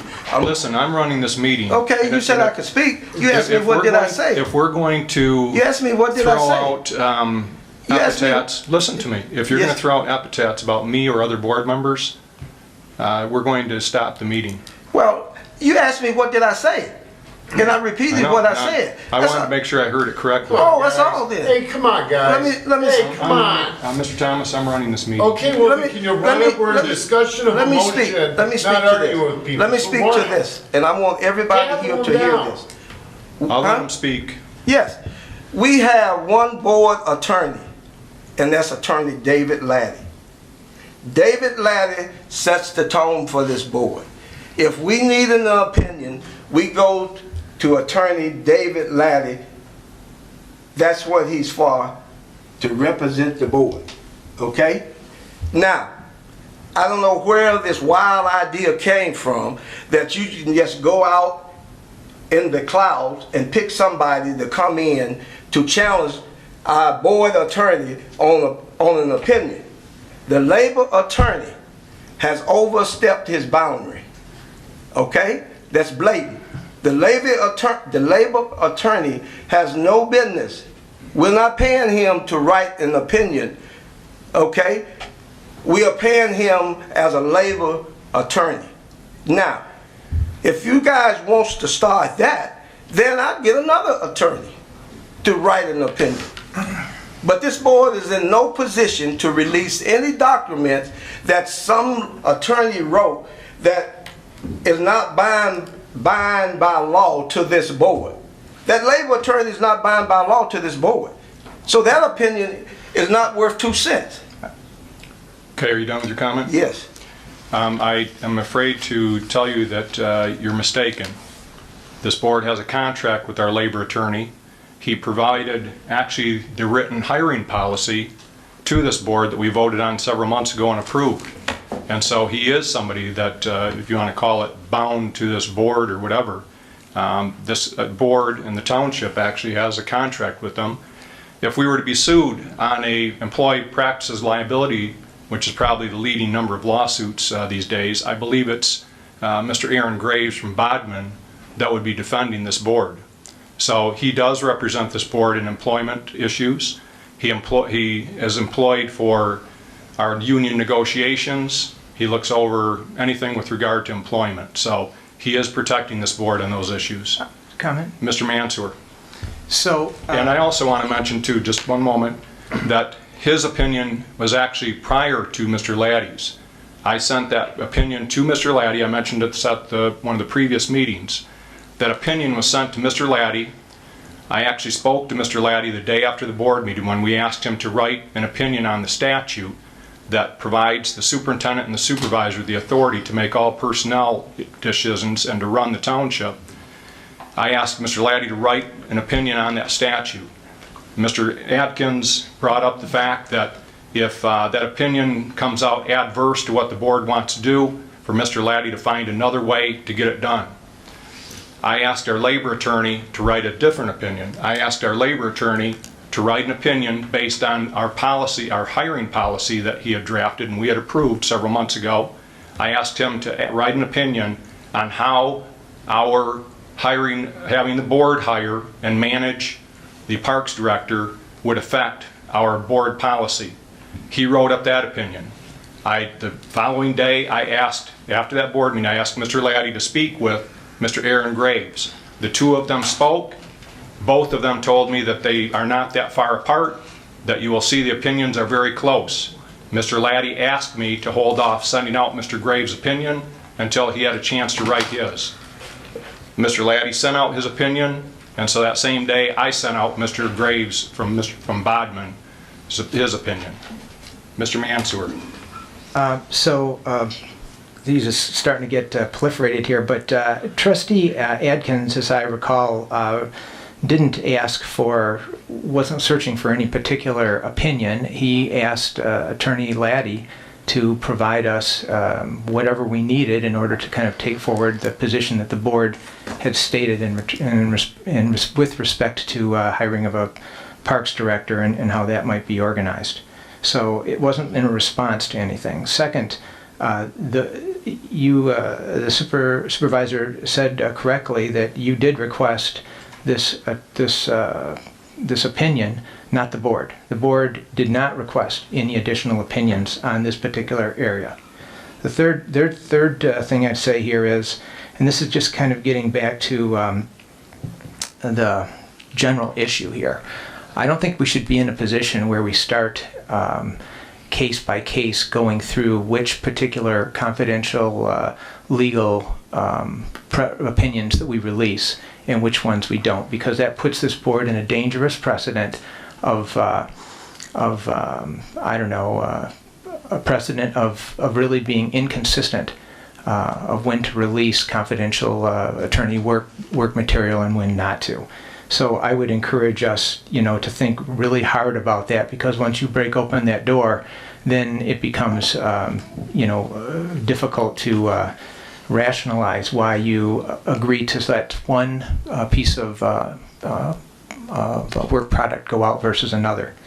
And then the final thing is, my strong view is that if we would have had the labor attorney working more on some of the things that we expect him to work on, like negotiations and contracts, particularly the police one, maybe we would have that one completed now, instead of if he's spending his time operating in areas that we didn't specifically employ him for.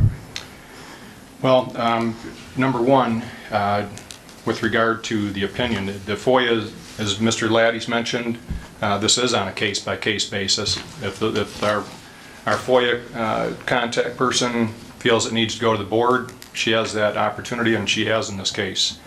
If you read your little red book, I'm not sure if any of our trustees have read it. This book right here, actually a new version of it has just come out. But I think you'll find in there that it states that the supervisor actually has the authority and the responsibility to safeguard the township in terms of legal matters.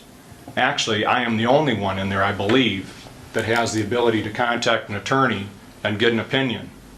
And actually, I know that each of you call Mr. Laddie very regularly, and actually it's the supervisor who has that authority. This memo from Mr. Graves was addressed to me, and I don't see anywhere on it where it says confidential. But Mr. Chair, I'd like to speak. I think Mr. Guzak had his hand up. Yeah, thank you, Chairman. I just want to talk to Mr. Larry for a second. And one of the reasons why I said if he had both of them, that I would agree to it, it's because that way you're receiving both things, you can read both of them, make your own decision. However, if there was something in there that truly was confidential, because I know what's in there and Mr. Light knows what's in there, but I want his opinion, I don't think there's anything that's confidential at this point, but you might have other emails that I would not vote this way because there is breaking confidentiality. And so that was one of the reasons why I thought it would be okay if he had both of them. Do you agree with that, Mr. Laddie? The content of both of these memos aren't related specifically to a particular claim or a particular potential claim. They both touch on the fact that there could be claims that arise out of certain behavior from the board. But there's no individual set of facts and there's no individual identified. So from that standpoint, it doesn't contain anything that relates to an individual. Right, so it's safe to release it. Well, I think but what it does is it's legal advice provided to the township board in an attorney-client privilege that makes recommendations. Both of them make recommendations about potential exposure to liabilities. So the first part of your point is true. The second part of your point is it's still a legal. It's attorney-client privilege material, and again, it's you're free to waive if you want to waive it, but it doesn't involve a third party or a specific claim. Right, but if we had another person that came up and wanted to FOIA something, if it did have critical information in there, we could say no because of the critical information, and it has nothing to do with the precedent that we're doing today. Is that correct? That's correct. Okay. Thank you, Darrell. I'm going to let Ms. Lane speak. She hasn't spoken yet, and then Mr. I'm looking at, you sent the FOIA to me, Mr. Anderson. I forwarded it to the attorney who gave me the opinion that you got back. Correct. That it would only be by approval of this board that information would be provided to you. I believe personally that any legal opinions from any attorneys to this board are for the good of the community, but for the board to make a decision. And I do not choose to release that kind of information, not to you or to anyone. And I would make it similar to the playbooks of the football teams. They don't share. They do what's best for their team. And my team is the Grand Blanc community, so I hope you will trust this board when they make this decision. But personally, things that are confidential remain confidential. If I may. Mr. Massey. Oh, I would like to say that I'm glad you stated, Chair, that the opinion from your friend, labor lawyer, sent it to you and not to the board, okay? But I will not vote to release any legal opinion because I'll tell you why. Tomorrow morning, it'll be on the website. It'll be a spin on it, okay? Once it gets out there, you cannot stop people from interpreting what they're reading and putting a spin on it. So I'm not going to vote for anything that I know that individuals in this room is going to the website, putting a personal spin on things to slap other individuals in the face and also degrade other individuals. Okay. I cannot vote for that in good conscience. Any other comments? There's a motion that's been seconded. May I have one more comment? Sure, Mr. Anderson. Okay. My comment on that is, I don't have confirmation, but I'd like to see the document from the labor attorney that is marked attorney-client privilege or confidential attorney-client privilege. If that document was indeed marked that, I would drop this tonight and go home. And if that document was marked as you were, or as you state, and this is a confidential issue, I urge you next time to hold it behind closed doors in executive session and not at two separate public meetings. So again, I ask, what is in that document that you're trying to hide? Because it was held in an open public meeting. I have a copy in front of me. It does not say confidential. So, Mr. Guzak? I can't remember, but the email when it came through, I think said confidential on it, I believe. Yes. But I don't know for sure. And I think I couldn't that's, tell you. I sent it to the board, so I don't Mr. Chair, recall. okay, well, I don't know, that's why I'm asking. It says confidential. Huh? says And I think that's why Mr. Laddie said no, because it was in I conflict. can look real quick. Mr. Chair, I have a quick question for the treasurer. You've been around here longer than I have, okay? And I have a, same question goes to Clerk Lane, which I trust her, okay? Can you ever tell me where you guys release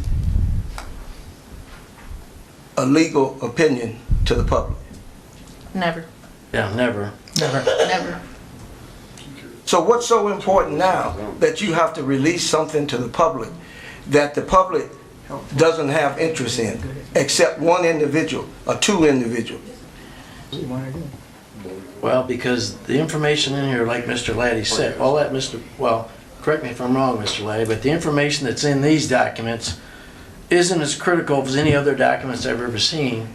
And I know that it will not hurt the township, in my opinion. And even Mr. Laddie said it wouldn't hurt my opinion. That's why I asked him. Well, what we have done here, I don't think we've opened up the gates, okay? 'Cause I would stop any other time. let me say something. Let me say something. As I stated in my opening statement, is that what I do not believe in, I do not believe, and let me be very blatant about this so everybody can understand this. If we vote to release this document, or these documents, here's what I believe. We will be slapping our board attorney in the face. In the face.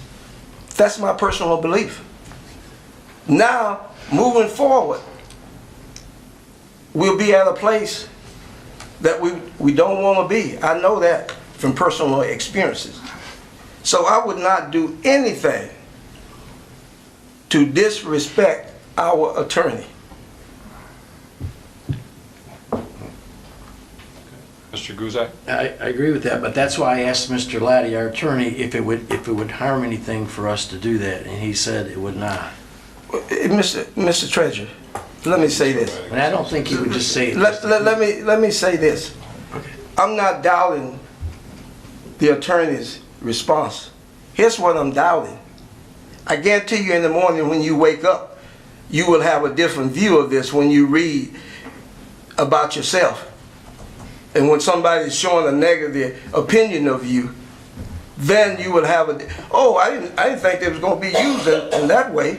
So what are you going to do then?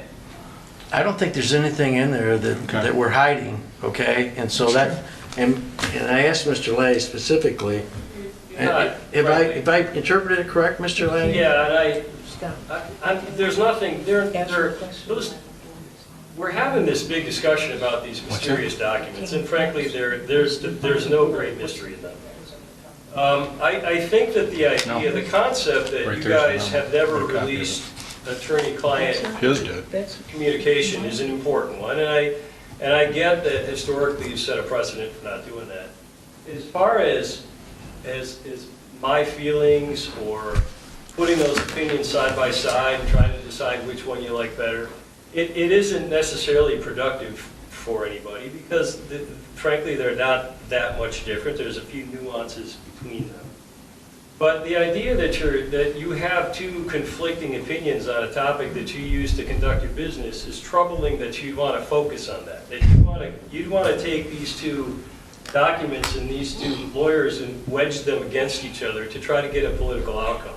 And that is something that is a waste of time for everybody. So whatever you decide to do with these documents, do it because you've got a policy basis for it. I appreciate the comments, but don't do it because my feelings will be hurt or Bodman's feelings will be hurt. Do it just based on sound principle, but whatever you do, stop trying to wedge these two opinions against each other for a political result. Because that isn't the purpose of either one of these documents. And it's just a waste of time and it's just creating animosity. Okay. Well, if there's a motion, there's a second, so I'll call for the vote. All those in favor say aye. Aye. All those opposed say nay. Nay. Okay. Motion fails, Mr. Chair. Thank you, Mr. Supervisor. Okay. With that, we will move to item E. The board will hear an update from the Parks and Recreation Director Subcommittee. We've had a couple of meetings now, and I think we're moving forward with the hiring of the director. We've actually received quite a few resumes. We had the committee as well as a couple of other board members sit in on going through the resumes. We have actually, along with our superintendent and our HR specialist and our generalist, and we have selected a number of candidates that actually went through phone interviews. And then we are moving on, several of them, to actual in-person interviews. We have a 3-member committee that will be conducting the interviews. I believe it's Mr. Limata, Ms. Niedzwicki, who is our HR specialist, and Mr. Lonnie Adkins, who is on our subcommittee.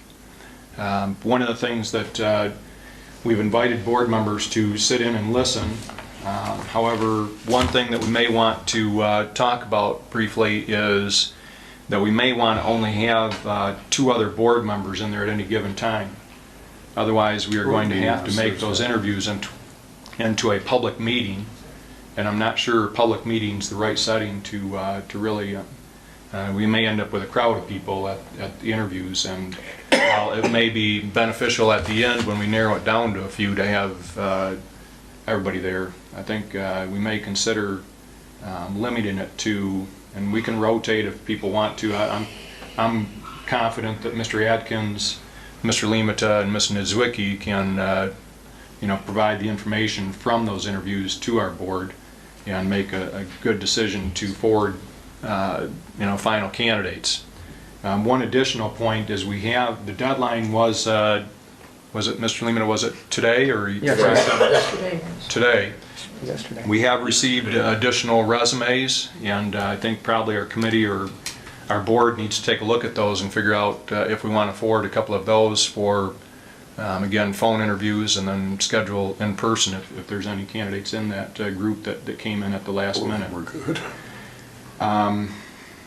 One of the things that we did talk about and we clarified was that the committee, the 3-member subcommittee made up of Mr. Thomas, Mr. Mansour, and Mr. Atkins are going to be involved in facilitating the hiring, and so they've had direct input in choosing which candidates will go forward, and actually we've allowed several other board members. We also made a motion, and Mr. Massey spoke to this earlier, that we did make a motion that the superintendent will manage and oversee the Parks and Recreation Department and the operations, the employees, what have you. The committee said that they wanted to look over the job descriptions. However, I'd urge the committee members and board members to give that input directly to Mr. Limata in terms of which individuals will be doing which job. I believe that's part of the operations and management of the Parks and Rec. Yep. And we should leave it in his hands solely to make those determinations. Yep. That's what the did I leave said. anything out, Mr. Thomas? That's what the committee said, that we're, what you said, and it's a great idea with the limited amount of trustees and board members at the interview. Great point. So, Mr. Limata, could you or HR director get with the board? I know that your assistant sent out a email to sign up who wants to go to which interview to watch, and just make sure that we limit it to just 2.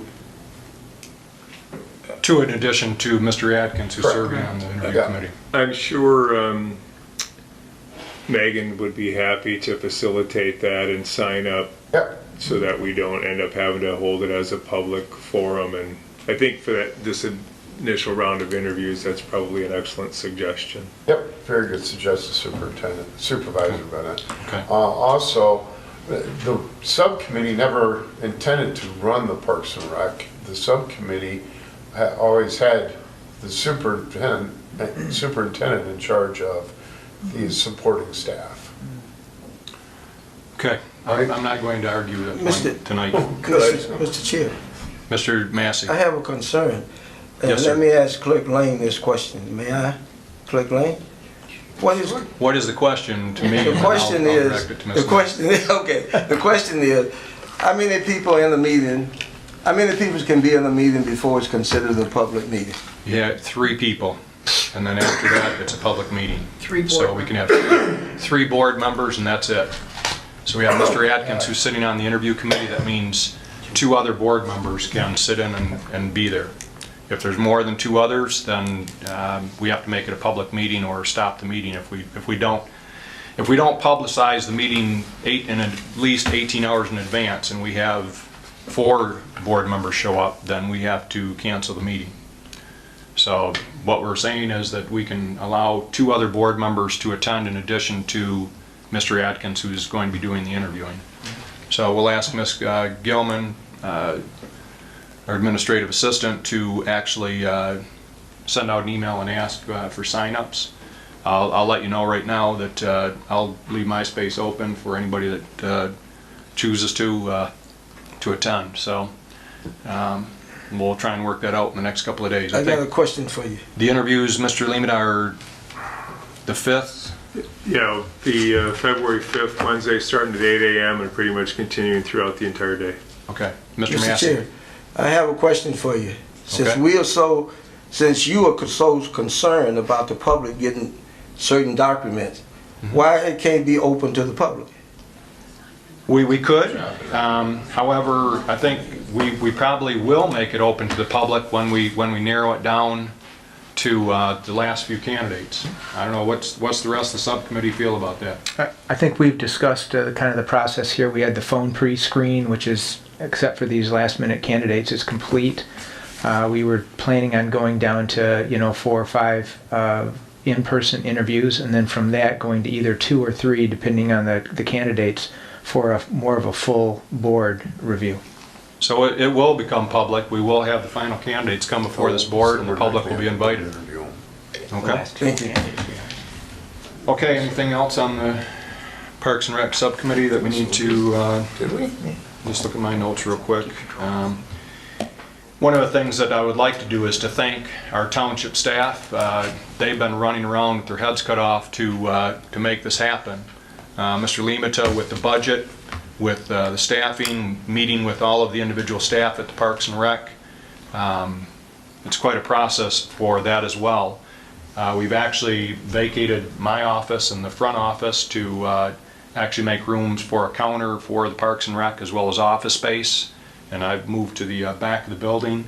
Actually, at the same time, we were scheduled to paint this room, and it's still in process, but you'll notice the wallpaper is gone. But I'd like to thank all of our staff, Mr. Sears, the Parks and Rec staff that's here.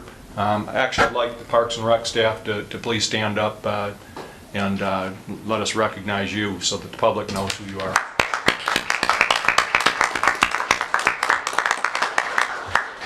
So thank you, and we're working to make this a seamless transition for our residents. The last thing we want to have happen is our seniors or our daddy-daughter dance or any of the other activities that we have going on are interrupted. So we appreciate all the work you're doing, and I know it's been tough not knowing what the future holds for any of you, and I know it's tough to work under those conditions. So thank you.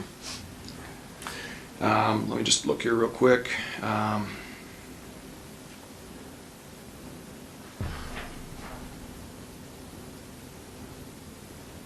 Sure, we had some agenda. Yeah, there are 2 more after the ones that are after this one. One more second here. Okay. Mr. Lehman, anything else on Parks and Rec that? Okay, I know we have another topic coming up on Parks and Rec, so.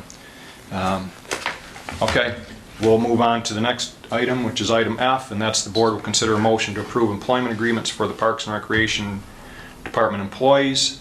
These employment agreements are very much mirror the other employment agreements we have for the department heads and our administrative staff that are non-union positions, and so they mimic those.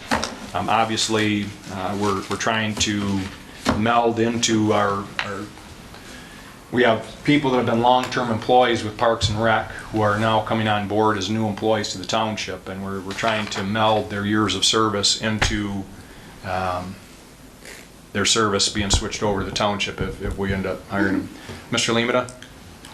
You do have a memo. I sent this out electronically. You also have a hard copy that was provided today. I would have much preferred that the board had it way earlier, but my role in this was clarified 2.5 weeks ago. From that time, we started doing our interviews with all of the Parks and Rec individuals so that we would know and define their job descriptions so that we could make informed decisions about what belonged into the budget. Could we afford to bring on everybody? Were they going to be full-time or part-time positions? And based upon all of that work, we have made the recommendations that you have before you.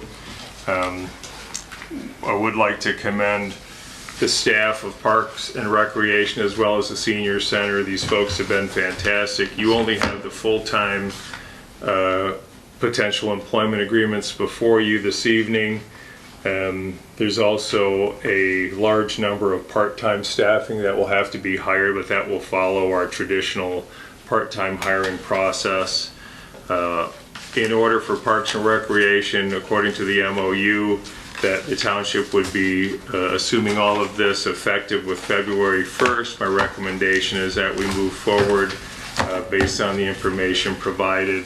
You'll note that the employment agreement is a pretty standard agreement that we've used with all other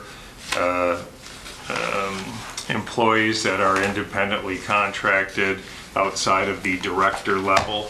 The most recent time this was before you was 2 weeks ago to consider the fire department's administrative assistant. These agreements are mirror copies of those agreements that are changed only to reflect whether they are exempt or non-exempt, the different pay rates, as well as the duties of the position. Otherwise, all of the other terms are the same as that are offered to all other employees. I've also included for the board a chart that shows where the Parks and Rec Commission wage range was for all of the various positions and the current wages of the people who were in those positions or were in them most recently. The next column shows the proposed township wage range. Most of those mirror what the Parks and Rec Commission wage range was, although there was a couple of slight adjustments in there for some positions. And that really has to do with we're trying to match these up with internal comparables. One of the things that we have to be cognizant of is that internal and external comparables will match up with these positions, and we feel that these do that. They're very slight changes. Also, the proposed starting wage and salary for each individual position is listed in the final column. You'll note that we did closed 2 positions completely. One was the office manager's position, the other one was the recreation programmer. We believe that we can combine the assistant director and recreation programmer position, and primarily the roles of the office manager. Some of that will get absorbed between the director and assistant director, and other areas of the expertise that office manager will be picked up by our finance team and our human resource team. Mr. Thomas? Mr. Chair. Yes. It seems like that that's becoming a practice where you guys are bombarding us with information that we haven't had adequate time to review. Now, I understand what you said very clearly. You said, and let me word it differently. These contracts mirror other contracts, but there's a possibility that they don't. Changes could be made. Okay? And we will not know what the changes are. And then you will come back to the board and say, at that point, well, the board voted for it. Yes, but you waited to the last minute to get the information to us, and you expect for us to read it and make a comparison and be able to make a good decision based on representation of the residents. Now, the residents that listen to this meeting, if we would vote on this tonight, they would say all of them need to be rejected because they haven't had accurate time to read it. And I heard them say clearly that it's subject to be changed. You didn't use the word subject to be changed, but based on what you said, it means the same thing. So I'm not in a position to vote on this tonight. Mr. Mansour. Yep, I'm in the same position as Trustee Massey. We got these emailed to us at 1:45 today. I fully appreciate, by the way, the situation with the current employees, and I understand I completely empathize with the situation of uncertainty around this. But I think in order for us to do some diligence here, we may need to schedule another meeting in another day or so, because we simply, between 1:49 this afternoon and the start of the meeting tonight, it just doesn't give any time to actually give a chance to read these things. So I'm sorry that they came late, and I guess that puts a burden on all of us that we need to take the time to digest it, and then make sure that we're representing the interest as best we can. So I'd recommend us rescheduling a session to in another day or two, so we can go through these and still meet the February 1st timeline. Like Thursday? Like Thursday. Mr. Lemina, I know you put some time into this.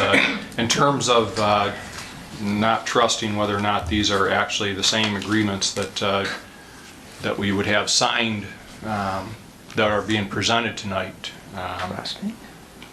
I think the answer to that is pretty simple. That if they weren't, then we have somebody to hold accountable. So I think the agreements that you have would be the ones that we've given to other non-union or contracted employees. Mr. Lemina? These agreements will be signed by the supervisor and the clerk, not by me. It would be between the employees and the supervisor and the clerk, which then I would assume that you could provide the copies that you signed to the board so that they could verify that neither the supervisor or clerk changed anything in the agreements.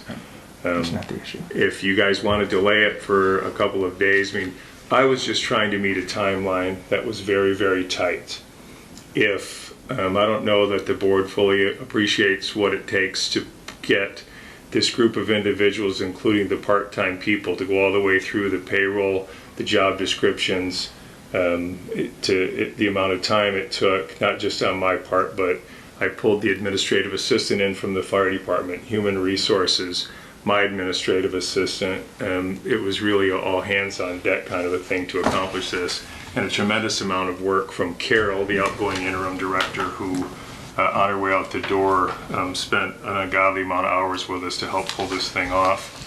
A few more days here isn't going to make any difference, and if you guys are not, I was trying to meet February 1st. If you want to make it February 15th, it need more time, that's fine too. It doesn't matter to me. I was operating under the expectation that I had to meet the deadline that was in the memorandum of understanding. Ms. Lane? And my question would be, they would be paid ongoing at their current rate until these are approved? And No, that isn't. There's one issue is that it's not funded. We haven't provided any funding, so it would probably stop until, or we have to do an emergency. If you're going to hold a meeting anyway, you could authorize one more month's funding, something, and then try to get the Parks and Rec Commission. The other issue is that Carol's last day was last Friday. She's agreed to assist us with finalizing some payrolls, but if we're not taking it over, then somebody needs to authorize the payroll for Parks and Recreation. It will have to run through their payroll system and their QuickBooks, not ours. I know that Attorney Laddie and Chairman Hester are now the signatories on the bank accounts for them, but a delay I'm not sure how well David is at running payroll, but I guess we could find out if that were to go. I mean, if you guys need time, take all the time in the world. Let's get it right in the first place. I don't want anyone to think they made a rash decision based on the information. I mean, I would rather delay it a month and we'll figure it out somehow. I just need the direction from the board on what you expect me to do moving forward. Let me say something. Mr. Massey? Mr. Chair, let me speak directly to the superintendent because something I didn't understand. You sort of alluded to, if we wait to Thursday, that we couldn't meet the February, the first deadline, if I understood you correctly. You did not understand me correctly. So what's, I thought you said that. I wanted to clear that up. If we met Thursday, you would still have ample time to meet. Oh, sure. If you're going to meet, you can meet Friday. You can meet Saturday. You can meet first thing Monday morning. I just think we need to. But you would have time to meet the February 1st deadline. Right. The only difference is with the folks who are sitting out here in the audience, whether they know they have a job or not, right? And where they're showing up or whether they are showing up on Monday or not. But the length of time that you guys need to make that decision, that's a board decision. Yeah, we meet Thursday. Yeah. Well, so let me ask a couple of questions, Mr. Limita. So payroll doesn't happen overnight. Setting up the individuals into payroll takes a little bit of time, right? So on the February 1st deadline, what's going to occur is we would start it up on February 2nd because that would be the close of a week. And that would be the cleanest break from a payroll perspective. There will be 1 week or 6 days or 7 days that we would still have a Parks and Rec Commission payroll that has to be done. Carol has agreed to come back and do that payroll for Parks and Rec Commission so that we can finalize that payroll, and we'll pick it up with ours as effective on Sunday. So she's already agreed to come back and assist us in processing that payroll. Which payroll does? What date? There will be a closeout. So there's a closeout right now. This week is still under Parks and Rec Commission. So this one is still going to be this will have to be processed 2 weeks from now. Mm-hmm. She's going to come back for that. She's going to take care of it for us. I'm sorry, Supervisor. Mr. Thomas. Through you to the superintendent. So that payroll we're going to be responsible for, but Carol's going to input it. She's going to be responsible for the week. This week still counts against Parks and Rec Commission, and she'll be responsible for this one. We'll be responsible if the board authorizes us to move forward. We would be responsible effective Sunday moving forward. It would be February 2nd. Everything February 2nd forward would be the responsibility of the township. So we have ample time to set everything up in payroll in 14 days. Yes. Okay, so can we, supervisors, can we meet Thursday at 7 p.m. for a meeting on this? My schedule's okay with it. Fine. Fine. Yes. Mr. Limita? You're making a motion to meet at 7 p.m. Let's just check first and see if everybody's available.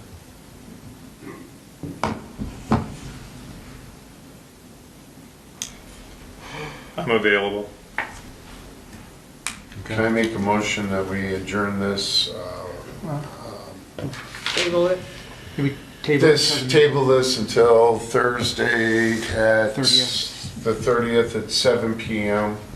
to discuss just this one topic. Support. I support. Oh, you support? Can I do that? Yeah, but also in that same motion, you gotta notice a special meeting for Grand Lake Township Board Thursday night, 7 o'clock for this topic. Yep. Okay. Yeah, and then we've got to Clerk Lane. You're gonna post it. Absolutely. Okay. Made the motion. All those in favor say aye. Aye. Any opposed? Okay, next item on the agenda. That's it. No, there's one more item. Oh, yours? We added 2 more items. Added 2 more. Okay, first item is discussion on the special assessment for the industrial drive. So we've stated that, as everyone heard, Mr. Sears, our DPW director, that the organizers of paving that industrial drive are checking with property owners to see if they want to just pay it outright. It sounds like the majority do, even if it isn't all of them. So the amount that we would be financing, if we are, would be a very small amount. Correct. I think the direction that I have communicated to those property owners is that I don't think that we can go two different ways here. I think either everybody's going to pay it off or we're going to set up the special assessment district. Either way, if they pay it off in full, we're still going to have to set up the special assessment district so that those other property owners can pay on it. At the time, maybe they will all still pay. I don't know. If there's a time constraint on it that we have to get it paid now, then we can certainly let the property owners know that. But I feel like they're all going to want to just pay it off. Well, they've known from what since they've said June. before. You've notified them in June, right?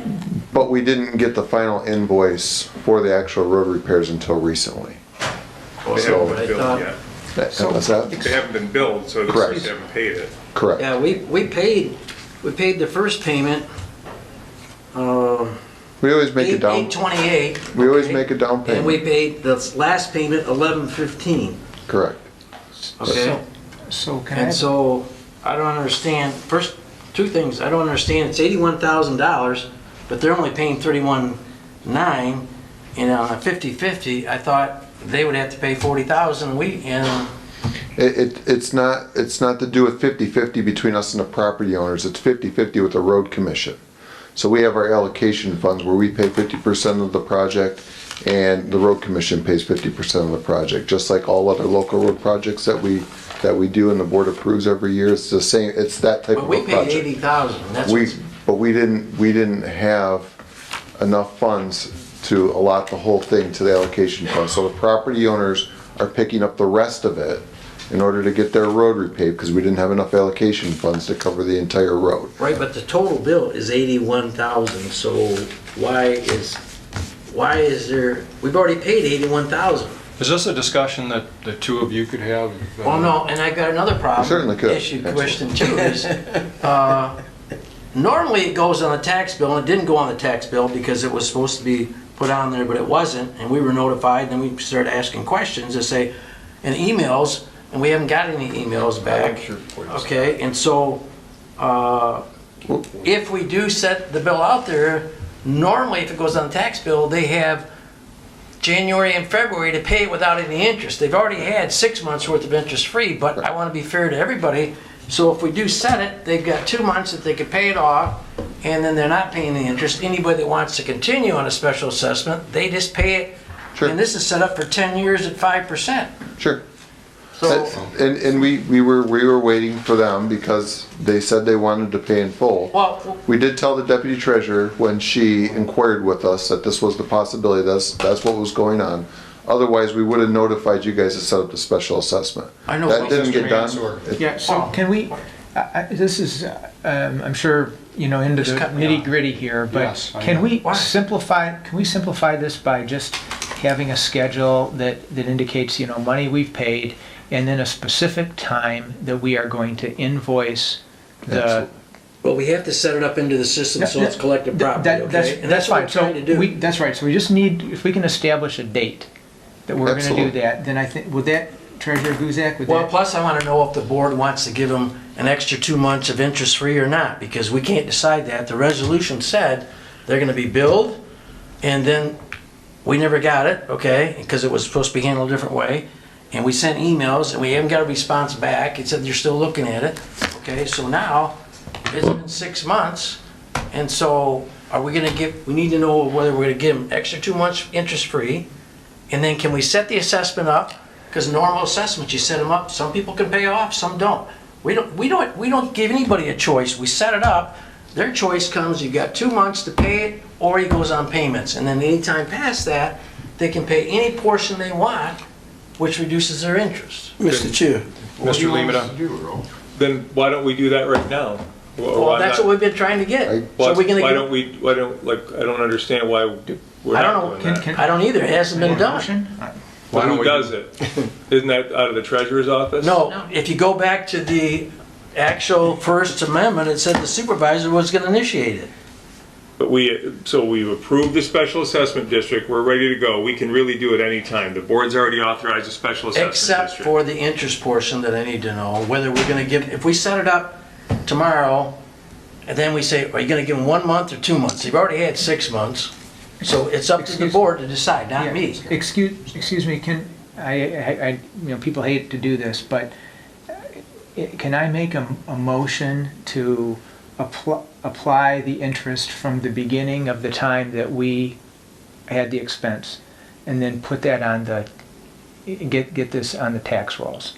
We can't put it on the tax, so we can only do that in December. You'd have to wait till another year. So we can put it into the special assessment system, but we need to get it in there, and we need to know if there's a cutoff for an extra 2 months, they get interest-free. Let's do this. I've got a suggestion. Okay. Let Mr. Guzak, myself, Mr. Sears, and Mr. Lemata, and Mr. Laddie sit down before Thursday, have a discussion, and come back to the board on Thursday at our special meeting and have a resolution to this issue rather than hammering all these details out this evening. No way. Is that acceptable to Yeah, everyone? that sounds. Think about the interest I mean, part. this is something that wasn't on the agenda. Right. Let's have a discussion amongst the people that work on this on a daily basis, and we'll come back to this board on Thursday evening. If anyone's interested, I'd be in favor of applying the interest as soon as we've had money that we've had to pay. Well, we've never done that in the past. All right, well, okay, so we're gonna move on to the next discussion item, and Mr. Mansour, you had some guidelines you wanted to present to the board. Yes, so what I'm doing is I'm following up on some discussions we've had at previous meetings. The topic here is revising the existing water ordinance to clarify use of wells and use of wells for irrigation, non-potable water. So what I'd like to do is introduce, I only have one copy of it, but introduce some guidelines for consideration and an update to the existing water ordinance. And I guess I'd like to get this, I'd like to ask if we could have the township attorney take a look at these guidelines and formulate a draft incorporating them into the water ordinance, and put this on the agenda for the first full meeting of February to review them with the board. I would ask that we wait until, my suggestion would be to take those recommendations or those guidelines and submit them to the same committee that we have Reftelis, which is nationally known. The gentleman at Dow Webb even that was heading up their concerns mentioned that that individual is known nationally as the leader, or that firm is known nationally as the leader, and allow those folks to weigh in and along with Mr. Laddie before, and I'm not sure that the first meeting in February that'll have been done, but Reftelis is actually looking at all of these things with regard to the situation in Dow Webb, or allowing people to opt out for irrigation, and I would like to have a thorough look at it by the experts in it rather than just ourselves and Mr. Laddie. Mr. Chair, Mr. Massey. I can speak from a professional point of view, not from shooting from the hip. I agree with Trustee Mansour. Once the attorney formulates something, then when the 2 or 3 sit down with the other individual that you have in mind, they have already formulated something in their mind. It makes the conversation go much easier because they have already given it some consideration, and they can tweak it however they would like to. But when you get a bunch of people in the room, and you should know this, and you start tweaking something for the first time, you know how long it takes? Mr. Thomas? I was just gonna whisper a question to you, Mike. Through you to Director Sears, when are we going to get the watering study? So, our Not plan. us, I wanna know when it's gonna be mailed to the township. So we have a draft copy now. We're When did you receive finalizing. that? we- Let We've Mr. had Sears a, respond, please. we've had a few, because we've been going through revising it, correcting information, correcting data, taking second looks at data, because it is a long process that we're trying to, we want it to be right. So our plan was to update the board on the irrigation policy in February at that first meeting, as Mr. Manser suggested. And then we asked that Raftellus have the study finalized for board presentation in March, the full study. When did you receive it? What's that, the When did draft? you receive We've received several drafts over and over again over the past several months. So you just go, It's a working document right now. And we're tweaking it, making changes, making sure the data that we provided is correct. And that they know what we want as a township moving forward. Director Sears, is there a way that you can tell us exactly how much revenue that is produced from the Del Webb sub? Yes, and that's part of the data that they are putting together for us right now. We've submitted all that to them, and they are analyzing that, and they're gonna have some numbers for us. And we're looking at it from several different angles, from a point of just Del Webb, from commercial users, residential users, as the board requested, to take a real thorough look and see the total impact on the water system, not so much just one community like Del Webb. Just, thanks. Yeah, no problem. Ms. Lane? You're doing a great job. I am. You really are. Yeah. Get those guys in line. I would once for support that. Mr. Manser's request to have the attorney draft an amendment to the ordinance, because again, I think it's a better starting point than starting with all of the other information right now. Drafting an amendment that does what? I'm not clear on. He has his thoughts, and a draft ordinance is a draft ordinance. We can So- look at it and tweak it anytime we want to, instead of waiting, because we told the people in Grand Reserve that we would have information for them the end of January, and now we're saying it'll be March. Mr. Laddie? March. That's what Yeah, Mr. you just Sears said. said, the You just final said he said report. February. You said the first week of He February. said they'd present it to us in March. We're gonna update the board on on their findings for irrigation in February. We did promise the Del Webb people some information, and Attorney Laddie and myself and Mr. Potter did provide information to them that they requested. And they want more, and they want a final decision. Sure.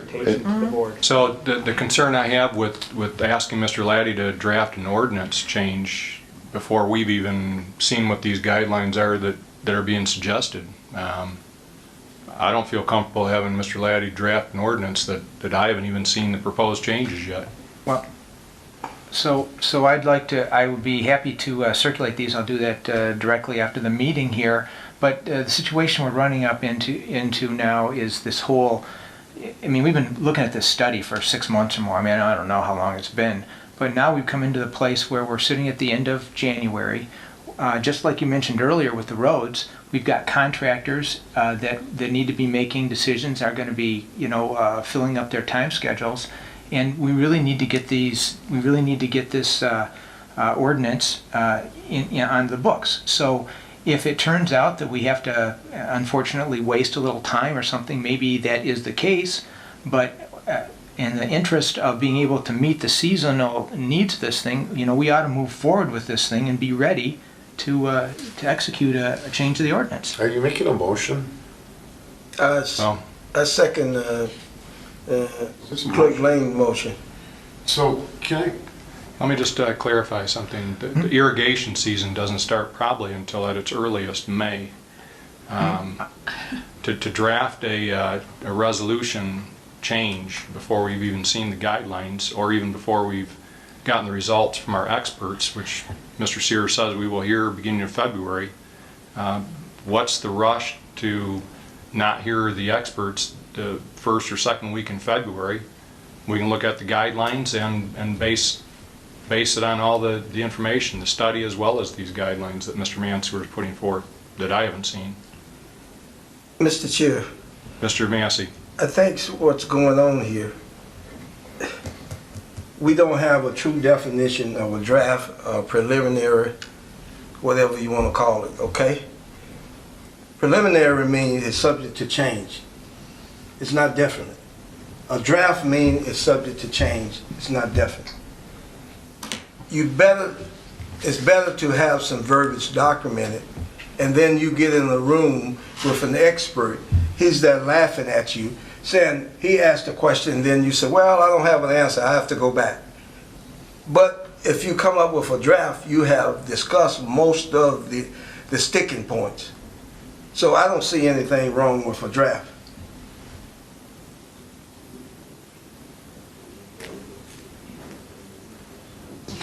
Yeah. Well, on the agenda tonight was a discussion on it. I'm sorry, but the request here is I will distribute this recommendation to the board, and my request is that we have an agenda item on the first meeting of February to review a draft, with these suggestions or with these recommendations. Support.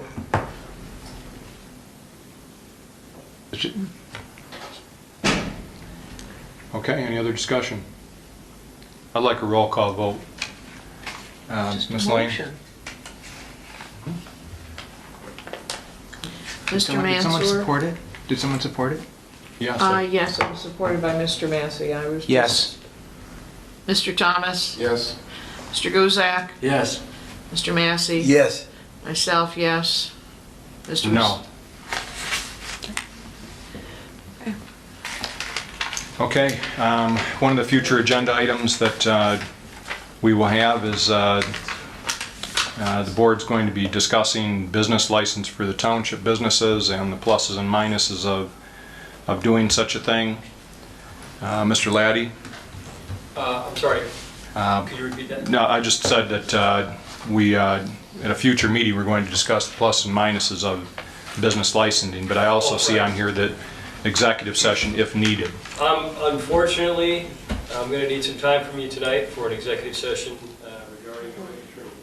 Can we? And I also would like to add to that some clarification with regard to our discussion at our last meeting on police negotiations. So you want to add that as a topic? For Yes. closed session? Well, that's certainly a viable subject for a closed session. But I want the public to know that those will be the only two topics discussed in there. Ms. Lane? Mr. Chair, I don't know if you weren't around when we did it, but back in 2000, before 2008, we were doing business licenses for the township. And at that time, the amount of funds it generated and the time it took to do it were totally out of balance. And I will be interested in hearing what you think you'll accomplish with the business license again, since we had done it for 5 years or something like that. Okay. Well, we'll make an interesting discussion then. Mr. Thomas? Can we go back to the future agenda items real quick? In terms of things you would like on the agenda, or what? Okay. So Superintendent Lehman and myself, we've been discussing the progress of the board, and we would like to come up with a schedule that for an extra meeting a month, that we would take a topic and discuss and delve into, like projects that we'd like to see for the Parks and Rec. And going through and do it once a month and hit the top topics so we're prepared to continue what we're doing.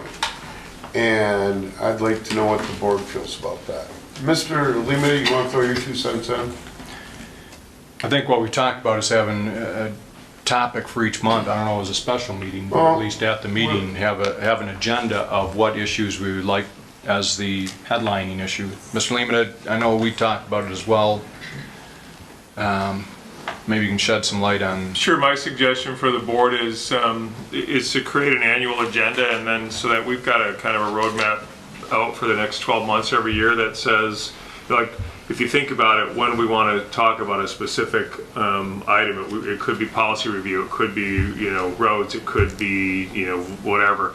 June should be the budget kickoff where we discuss where the board would like to provide direction, because that's when I write my memo out to the department heads for July about start planning for the budget. So maybe June is the very first budget session for the board where we discuss what's the direction you want to see me move forward in.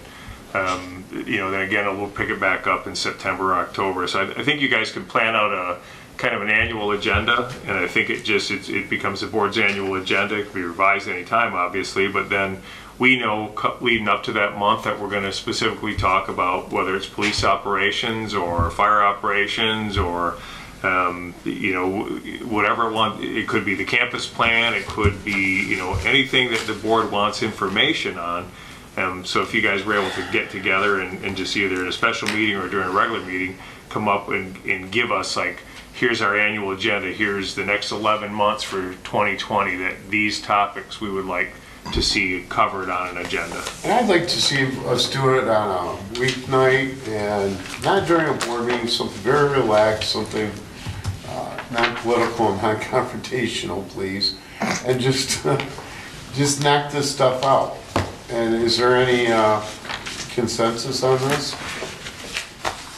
Ms. Lane? You don't like hearing about history, but back in the 80s and 90s, we had 4 meetings a month, the Tuesday and Thursday in the 2 weeks. What do you think, Superintendent? Supervisor? I think we can devote one of our meetings to a topic like that. I think originally we tried to do that. We tried to reserve the fourth Tuesday meeting, but we just got bogged down with a lot of other things that. Do you think we could do it following, have the fourth meeting this month after the Tuesday to work on this? Yeah, what we can do is everybody, let's talk about what the topic might be, and everybody send in, I guess email me what topics you would like to be covered, and we can come up with a calendar for those. Can I ask Trustee Massey? Trustee Massey, what do you think? I think we should start it in March, not February. You indicated February, right? Well, yes. And the only reason I say that, we got our platter full with the Parks and Rec, so that's going to take up a lot of our time. I agree. And I don't want to overload your brains right now since you're dealing with Parks and Rec. I want to sing Kumbaya. Right now. Do you agree to March? Yeah. Okay. The March works for me. Okay. What do you think, Treasurer Guzak? Yeah, that's fine. I can make whatever meetings you need. Well, I figure we'd do it the fourth Thursday and just have a fourth Thursday meeting. What do you think? Sounds great, but it might be public school spring break, so you never know. Yeah. Yeah. Well, why don't we try for the last Thursday of this month? Well, we already have a special meeting. Yes. This Thursday is the last meeting. No, I meant February. Oh. Excuse me, February, the last Thursday. Let's email out to the board, and let's see what the response is, Mr. Thomas. Okay. Hold hands and sing Kumbaya. Let's see if we can get a date together and topic. Okay. With that, there's Mr. Mr. Chair, I Ladd. would move that we go into executive session to discuss written legal opinion and Clarification. Clarification with regard to police negotiations. Second. Police negotiations. Second. 10-minute break. Okay. I have to call, all right. Ms. Lane?